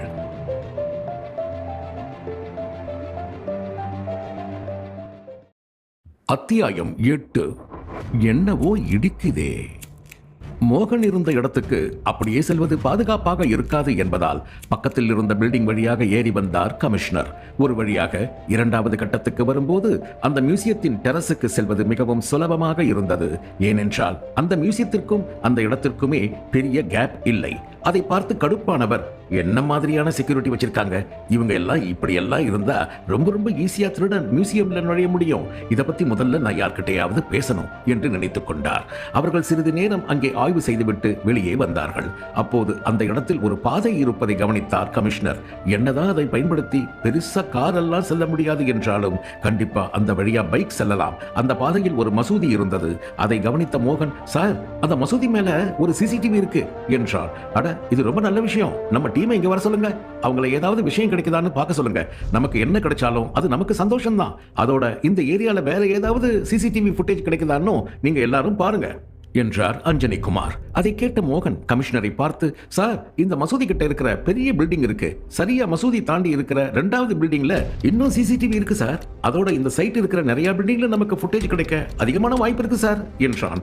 மோகன் இந்த ஏரியாவில் அதிகமாக இருந்திருக்கிறான் என்பதால் அவனுக்கு இதை பற்றி நன்றாக தெரியும். எனவேதான் அவன் மிகவும் கான்பிடென்ட்டாக பேசினான். அதை கேட்டவர் குட் என சொல்லிவிட்டு சைதன்யாவை பார்த்து, சைதன்யா, இப்போ நீங்களும் கான்ஸ்டபிளும் ஒன்னா போய் ஏதாவது தகவல் கிடைக்குதான்னு பாருங்க. அப்படி கிடைச்சதுன்னா எனக்கு உடனே சொல்லுங்க. அதோட இங்க இருக்கிற லோக்கல் ஆளுங்க கிட்டையும் யாராவது சந்தேகப்படுற மாதிரி இங்க இருந்தாங்களான்னு கேளுங்க. நான் இப்போ மியூசியம்க்கு போறேன், அங்க சில முடிக்க வேண்டிய வேலைகள் இருக்கு என்றார். அவர் வரும்போது ஏசிபி நாயுடு அவருக்காக காத்திருந்தார். அவரை பார்த்த கமிஷனர், அந்த பசங்க கிட்ட விசாரிச்சியா, என்ன ஏதாவது சந்தேகம் இருக்கா என்று கேட்க, சார், அதெல்லாம் எதுவும் இல்லை சார், சார், அவங்களெல்லாம் பார்த்தா ரொம்ப நார்மலான பசங்க மாதிரி தான் இருக்காங்க சார் என்றார். குட், நான் இப்போ அவங்கள வந்து பார்க்கறேன் என சொல்லி அவருடன் நடந்தார். அதே நேரம் இங்கே பிரியா மற்றும் கௌதம் இருவரும் பயங்கர டென்ஷனில் இருந்தார்கள். அவர்களுக்கு நாயுடு கேட்ட கேள்வி எல்லாம் பார்த்தபோது எங்கே தங்களைத்தான் பெரிய குற்றவாளி என்று சொல்வார்களோ என்ற அச்சம் தோன்றியது. அதனால் போலீஸ் அங்கே இருந்து சென்றதும் பிரியா கௌதமிடம் சண்டை போட ஆரம்பித்தான். கௌதம், நீயும் உன்னோட இந்த இத்து போன பிளாக் பண்ற வேலையும் ரெண்டுமே ஒண்ணுத்துக்கு உருப்படாது. உன்னால எனக்கு நிம்மதியே இல்ல. உன்னால என் ஆசை, கனவு எல்லாம் நாசமா போகுது. இப்ப இவங்க மட்டும் எனக்கு எதிராக கேஸ் போட்டா நான் எப்படி வெளிநாட்டுக்கு போவேன் என்று கேட்டாள் பிரியா. ஹே பிரியா, நீ வெளிநாட்டுக்கு போக பிளான் பண்ணியா? இதையெல்லாம் நீ என்கிட்ட சொல்லவே இல்லையே என அவன் கேட்க, ஆமா, எல்லாத்தையும் நான் உன்கிட்ட சொல்லணுமா? எனக்கு ஆசையெல்லாம் இருந்துச்சு, ஆனா சொல்றதுக்குள்ள இப்படி ஒரு சூழ்நிலை வந்து மாட்டிக்கிட்டேன்.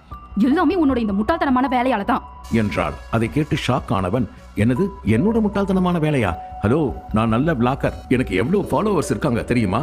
அதோட என் வீடியோ எல்லாம் பயங்கர ஹிட் ஆயிருக்கு தெரியும்ல என்று சொல்ல, வேணா, நான் உன்னை ஏதாவது அசிங்கமா கேட்டுடுவேன் உன்ன மாதிரி 100 பேர் யூடியூப் காரங்க வெளியே இருக்காங்க.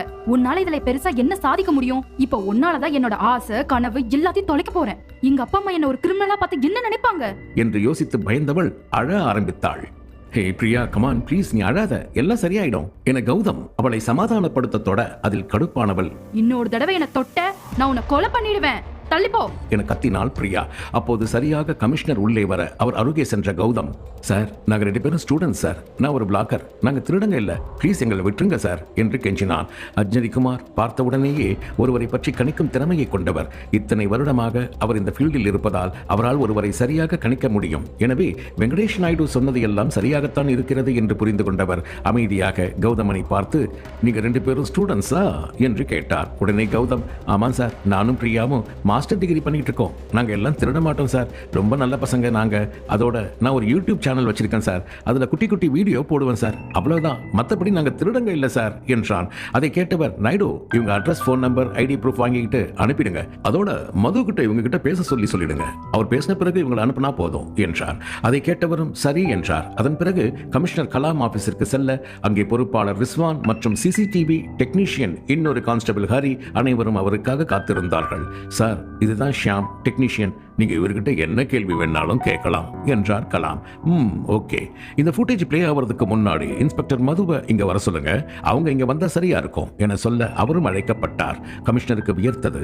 அந்த ரூமில் பழைய காலத்தை சேர்ந்த ஒரே ஒரு ஃபேன் ஓடிக்கொண்டிருந்தது. ஆனால் அது வெப்பத்தை தணிக்கவில்லை. எனவே அந்த வேர்வையை துடைத்தபடி அவர் இருக்க அப்போது மது அங்கே வந்தார். அவர் வந்த உடனேயே ஓகே, நீங்க இப்போ இந்த வீடியோவை ஸ்டார்ட் பண்ணுங்க என்றார். அப்போது வீடியோ ஸ்டார்ட் ஆக அதில் திருட வந்த ஒருவன் உருவம் தெரிந்தது. அவன் உயரமாக அதே நேரம் ஒல்லியாக இருந்தான். ஆனால் அந்த இமேஜ் தெளிவாக இல்லை.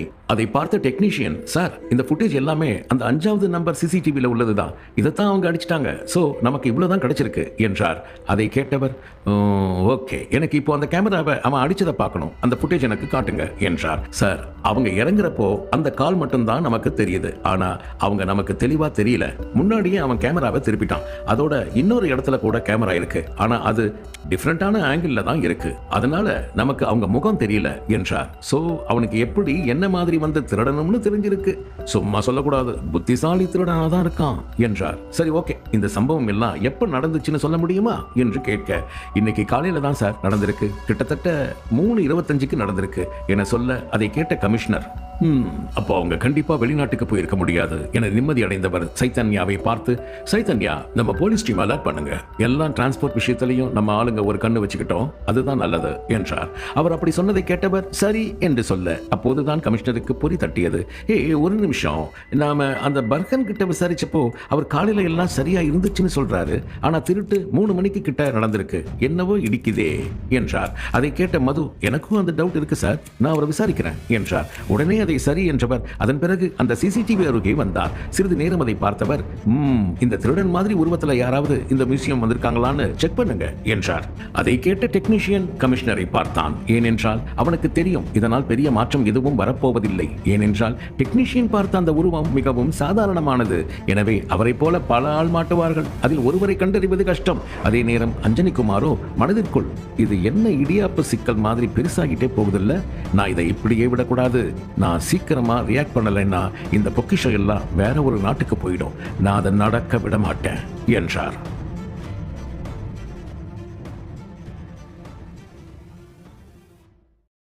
அத்தியாயம் 9. கேச முடிக்காம நிம்மதி இருக்காது. திருட்டு எப்போது நடந்திருக்கிறது என்பதை அறிந்த கமிஷனர் அதை கண்டுபிடிக்க தன்னுடைய டீமின் மொத்த பலத்தையும் சரியாக பயன்படுத்த நினைத்தார். இதில் சிறிதாக ஏதாவது தவறு நடந்தாலும் அதனால் அனைவருமே பாதிக்கப்பட வேண்டியது வரும் என்பதால் அவர் ரிஸ்க் எடுக்க தயாராக இல்லை. அதையெல்லாம் யோசித்தவர் சிசிடிவி முன்பு இருந்த ஷாமை பார்த்து, ஏன் ஷாம், நம்ம 2 மாசமா யாரெல்லாம் வந்தாங்கன்னு இந்த ஃபுட்டேஜ்ல பார்க்க முடியுமா என்று கேட்டார். அதை கேட்ட ஷாம், சார் அது கொஞ்சம் கஷ்டம்தான், ஏன்னா நாங்க 31 நாளோட ஃபுட்டேஜ் தான் வச்சிருப்போம் என்றார். ஓகே, நீங்க 31 நாளோட சிசிடிவி ஃபுட்டேஜ் செக் பண்ணீங்களா என கேட்டார். உடனே தலையை சொரிந்த ஷாம், ஐம் சாரி சார், நான் அந்த அளவுக்கு செக் பண்ணல, உங்களுக்கே தெரியும்ல சார், நமக்கு அந்த அளவுக்கு டைம் கூட இல்லை என்றார். அதை கேட்ட அஞ்சனிகுமார், இதுக்கெல்லாம் ஏன் சாரி சொல்றீங்க? இவ்வளவு சீக்கிரமா அதையெல்லாம் செக் பண்ண முடியாதுதான். சோ நீங்க பொறுமையா செக் பண்ணுங்க என்றார். அதற்கு ஷாம் சரி என்று சொல்ல அருகே இருந்த மதுவை பார்த்தவர், நம்ம ஷாம் கிட்ட இருந்து 31 நாளோட ஃபுட்டேஜ் வாங்குங்க, இன்ச் பை இன்ச் அலசுங்க. என்ன இந்த திருடன் இந்த மியூசியம்ல கொள்ள அடிக்கிறதுக்கு முன்னாடி கண்டிப்பா இங்க வந்திருப்பான். அப்படி வந்தவன் நிச்சயமா ரொம்ப நேரம் இங்க சுத்தி பார்த்திருப்பான். அப்படி யாராவது மாற்றாங்களான்னு பாருங்க. அதோட வேற ஏதாவது சந்தேகப்படும்படியா மாட்டுதான்னு பாருங்க. நாம இந்த விஷயத்துல எதையுமே மிஸ் பண்ணிடக்கூடாது. ஏன்னா நாம பண்ணுற சின்ன தப்புக்கு மிகப்பெரிய விலையை கொடுக்க வேண்டியதா வரலாம் என்றார். அதன் பிறகு அவர் தங்களுடைய டாஸ்க் போர்ஸின் உடன் ஏற்பாடு செய்யப்பட்டிருந்த மீட்டிங் ரூமுக்கு சென்றார். அந்த மீட்டிங் ரூம் மிகவும் பெரிதாகவும் அதே நேரத்தில் நீண்ட நாட்களாக திறக்கப்படாததால் அந்த இடத்தில் ஒருவித வாசனையை கொண்டும் இருந்தது. அந்த கதவு திறந்து வெளிச்சமும் காற்றும் கொஞ்சம் வரவும் அந்த வாசனை சிறிது குறைந்தது. அந்த இடம் இன்னும் அந்த காலத்து டிசைனிலேயே இருந்தது. நடுவே ஒரு மேஜை, அதனை சுற்றி சில சேர்கள் இருந்தன. அதை பார்த்தவர் மனதிற்குள் கொஞ்சம் நேரத்தில் நிசாம் உலகுக்கே சென்று விட்டார். அதன் பிறகுதான் கொள்ளை போன பொருட்களை கண்டுபிடிக்க வேண்டும் என்பது நினைவுக்கு வர சட்டென்று மீண்டும் நிஜ உலகுக்கு வந்தார். அவர் அந்த இடத்தை பார்த்து கொண்டிருக்கும் போதே அவருடைய போலீஸ் டீம் அங்கே வந்தது. அவர்களை பார்த்தவர், ஐம் ரியலி சாரி, நான் உங்களை எல்லாம் இப்படி டிஸ்டர்ப் பண்ண நினைக்கல. ஆனா நம்ம சூழ்நிலை இப்போ அப்படித்தான் இருக்கு. நான் நினைச்சாலும் இதுல ஒன்றும் பண்ண முடியாது. நீங்க ஏற்கனவே பேரணிக்காக ரொம்ப ஹார்ட் ஒர்க் பண்ணியிருக்கீங்க. ஆனாலும் நம்ம இந்த வேலையை சாதாரணமா விட முடியாது. அப்படி விட்டா இது இன்னும் பிரச்சனையை உண்டாக்கும். ஏன்னா இது நம்ம கௌரவம் சம்பந்தப்பட்ட விஷயம்.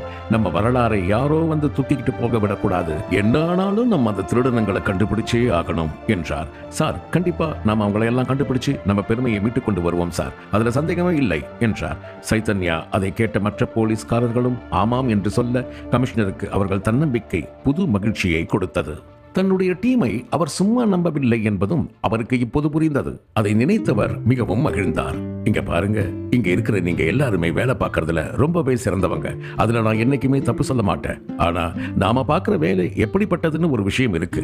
அதுவுமே இன்னைக்கு நமக்கு ரொம்ப முக்கியம்தான். நம்ம என்னதான் பல கோணத்துல விசாரிச்சாலும் நாம விசாரிக்க வேண்டிய முக்கியமான ஆட்கள் இங்க வேலை செய்யற ஆட்கள் தான். ஆனா விசாரிக்கும் போது அவங்கள நாம ரொம்பவே கவனமா விசாரிக்கணும். ஏன்னா அவங்க ஒன்றும் சாதாரணமான ஆட்கள் இல்ல, இங்க வேலை பார்க்கறவங்க. சோ இப்போ என்ன நடக்குதுன்னு அவங்களுக்கு தெரியும். நம்ம மாட்டிக்குவோமோன்னு அவங்க பயத்துல இருப்பாங்க. தப்பே பண்ணாம இருந்தாலும் நம்ம மேல இருக்கிற பயம் அவங்கள உணர வைக்கும். சோ நாம அவங்களை எந்த அளவுக்கு பொறுமையா ஹேண்டில் பண்ண முடியுமோ அந்த அளவுக்கு பொறுமையா ஹேண்டில் பண்ணணும். இதை நான் ஏன் சொல்றேன்னா, நாம பாட்டுக்கு தப்பே பண்ணாத ஒருத்தரை போய் சந்தேகப்பட்டு அவங்கள கஷ்டப்படுத்திட்டோம்னா அப்புறம் தப்பு பண்ணவன் ரொம்ப ஈஸியா எஸ்கேப் ஆயிடுவான். என்ன ஆனாலும் நம்ம அதுக்கு மட்டும் வழி விடவே கூடாது. அப்படி பண்ணா நமக்கு தான் இன்னும் டைம் வேஸ்ட் ஆகும். அதோட அப்பாவி மக்களை கஷ்டப்படுத்தி நாம ஒன்னும் சாதிக்க போறதில்ல. அதனால இதையெல்லாம் மனசுல வச்சுக்கிட்டு வேலையை பாருங்க என்றார். அதை கேட்டவர்கள் சரி என்று தலையசைக்க, அப்போ ஓகே, நான் இப்போ இங்க வேலை பார்க்கறவங்களை எல்லாம் வர சொல்லியிருக்கேன். அவங்க கிட்ட முதல்ல நான் இந்த விஷயம் எல்லாம் சொல்லிடுறேன், அவங்க பேசிப்பாங்க என்றார். அதை கேட்டவர்கள் ஓகே என்று சொல்ல அதன் பிறகு அவர் நேராக சென்று கலாம் ஏற்பாடு செய்து வைத்திருந்த ஸ்டாஃப் முன்பு நின்றார். நீங்க எல்லாம் தான் இந்த நிஜாம் பேலஸ்ல வேலை பார்க்கறீங்க. இப்போ என்ன நடக்குதுன்னு கண்டிப்பா உங்களுக்கு தெரிஞ்சிருக்கும். ஆனா இதை நினைச்சு நீங்க பயப்பட வேண்டாம். உங்களுக்கு என்னெல்லாம் தெரியுமோ அதையெல்லாம் கொஞ்சம் தயக்கம் இல்லாம நீங்க ஓப்பனா என்கிட்ட சொன்னாலே போதும். நீங்க சொல்ல போற விஷயத்துலதான் எங்க வெற்றி இருக்கு. நாங்க உங்களை தப்பா நடத்துவோம்னோ இல்ல வேற மாதிரி ஏதாவது ஆகுமோன்னோ ப்ளீஸ் பயப்பட வேண்டாம். நாங்க உங்களுக்கு ஹெல்ப் பண்ண தான் வந்திருக்கோம். சோ பயப்படாம உங்களுக்கு தெரிஞ்சதையெல்லாம் சொல்லுங்க என்றார். அதன் பிறகு ரஹானாவிடம் வந்தவர், நீங்க கவலைப்படாதீங்க மேடம், இங்க இருந்து யாராலையும் தப்பிக்க முடியாது. நாங்க கண்டிப்பா இந்த தப்ப பண்ணது யாருன்னு கண்டுபிடிச்சே தீருவோம் என்றார். அதன் பிறகு அவர் மியூசியத்தை விட்டு அவருடைய தற்காலிக கேம்ப் ஆபீஸான பழைய கவர்னர் ஆபீஸுக்கு வந்தார். அங்கே அவருக்கு சிட்டியில் உள்ள போலீஸ் ஆபீசருடன் மீட்டிங் இருந்தது. அதே நேரத்தில் டாஸ்க் போர்ஸின் மெம்பர்ஸான மது மற்றும் பர்மா இந்த மியூசியத்தில் உள்ள ஸ்டாஃப் அனைவரையும் விசாரணை செய்வதற்காகவும் சிசிடிவி ஃபுட்டேஜ் கலெக்ட் செய்வதற்காகவும் அங்கேயே இருந்தார்கள். அதே நேரம் இன்னொரு குழுவை சேர்ந்தவர்கள் சம்பவம் நடந்த இடத்தில் ஃபிங்கர் பிரிண்ட் மற்றும் சில தடயங்கள் கிடைக்கிறதா என்று பார்த்து கொண்டிருந்தார்கள். September 2, 2018 Sunday Telangana chief minister Chandrasekhar Rao பேரணி நடத்தினார். எப்போதும் இல்லாத அளவுக்கு அதிகப்படியான மக்கள் கலந்து கொண்டார்கள். இந்தியாவிலேயே நடந்த மிகவும் முக்கியமான பேரணிகளில் அதுவும் ஒன்று. கிட்டத்தட்ட 25 லட்சம் மக்கள் கலந்து கொண்டதால் அந்த பேரணியை கட்டுப்படுத்தவே அவர்கள் எல்லாம் திணறி போனார்கள். ஒரு வழியாக அந்த பேரணியை முடித்துவிட்டு வந்து இன்ஸ்பெக்டர் மது அப்போதுதான் நிம்மதியாக தூங்கினார். ஆனால் அப்போது அவருடைய போன் மணி அடித்தது. ஆனால் அவர் எடுக்கும் நிலையில் இல்லை. அதனால் அவர் லேண்ட்லைன் அடித்தது. அந்த கடுப்பில் அவர் போனை எடுத்து, ஹலோ, என்று சொல்ல அவருடைய சீனியரான சைதன்யா, ஹலோ மது, சீக்கிரமா நிஜாம் மியூசியம் வாங்க, இங்க திருட்டு போயிடுச்சு என்றார். அதை கேட்டவுடன் ஓகே சார், நான் இன்னும் கொஞ்ச நேரத்தில் அங்க இருப்பேன் என்றவர் போனை வைத்துவிட்டு தன்னுடைய செல்போனை ஆன் செய்து ஒவ்வொரு நபராக கால் செய்து நிஜாம் மியூசியம் வர சொன்னார். அதன் பிறகு அவர் வேலைக்கு கிளம்ப அதை பார்த்த மதுவின் மனைவி, என்னங்க, நான் உங்களுக்காக இட்லி பண்ணிட்டு இருக்கேன், சாப்பிட்டு போங்க என்றார். அதை கேட்டவர் அவரை பார்த்து புன்னகை செய்தார். மதுவின் மனைவி இன்று நேற்றா தன்னுடைய கணவனை பார்க்கிறார். மது கடமை என்று வந்து விட்டார், வேறு எதையுமே கண்டுகொள்ள மாட்டார். இப்போது கூட அவர் சாப்பிடாமல் தான் பல நாள் ஓடிக்கொண்டிருக்கிறார். மது மட்டுமல்ல, டாஸ்க் ஃபோர்ஸ் டீமே அப்படித்தான். அவர்களை பொறுத்த வரைக்கும் அனைவருக்கும் வேலை மட்டும்தான் முக்கியம், வேறு எதுவுமே முக்கியமில்லை. அதனால்தான் இப்போது மதுவின் மனைவி அவரை சாப்பிட சொன்னார். ஏனென்றால் அவருக்கு தெரியும் தன்னுடைய கணவர் வேலைக்கு சென்றால் எப்படியும் சாப்பிட மாட்டார் என்று. அதே நேரம் மதுவிற்கு தன்னுடைய மனைவியை நினைத்தால் மிகவும் சந்தோஷமாக இருக்கும். அதன் பிறகு சிறிது நேரத்தில் மது நிஜாம் மியூசியம் வந்து சேர்ந்தார். அவர் கையில் இப்போது ஒரு பெரிய லிஸ்ட் இருந்தது. அதில் வேறு ஒன்றும் இல்லை. அவர் யாரையெல்லாம் விசாரிக்க வேண்டுமோ அவர்களுடைய பெயர்கள் தான் அதில் இருந்தது. அதையெல்லாம் பார்த்தவர் வேறு எதுவும் பேசாமல் அமைதியாக ஒரு பெரு மூச்சை விட்டார். இந்த கேஸ் முடிகிற வரைக்கும் சாப்பாடு, தூக்கம் இதெல்லாம் நினைச்சு கூட பார்க்க முடியாது என புரிந்தது. ஆனாலும் தன்னுடைய கடமையை சரியாக செய்ய நினைத்தார்.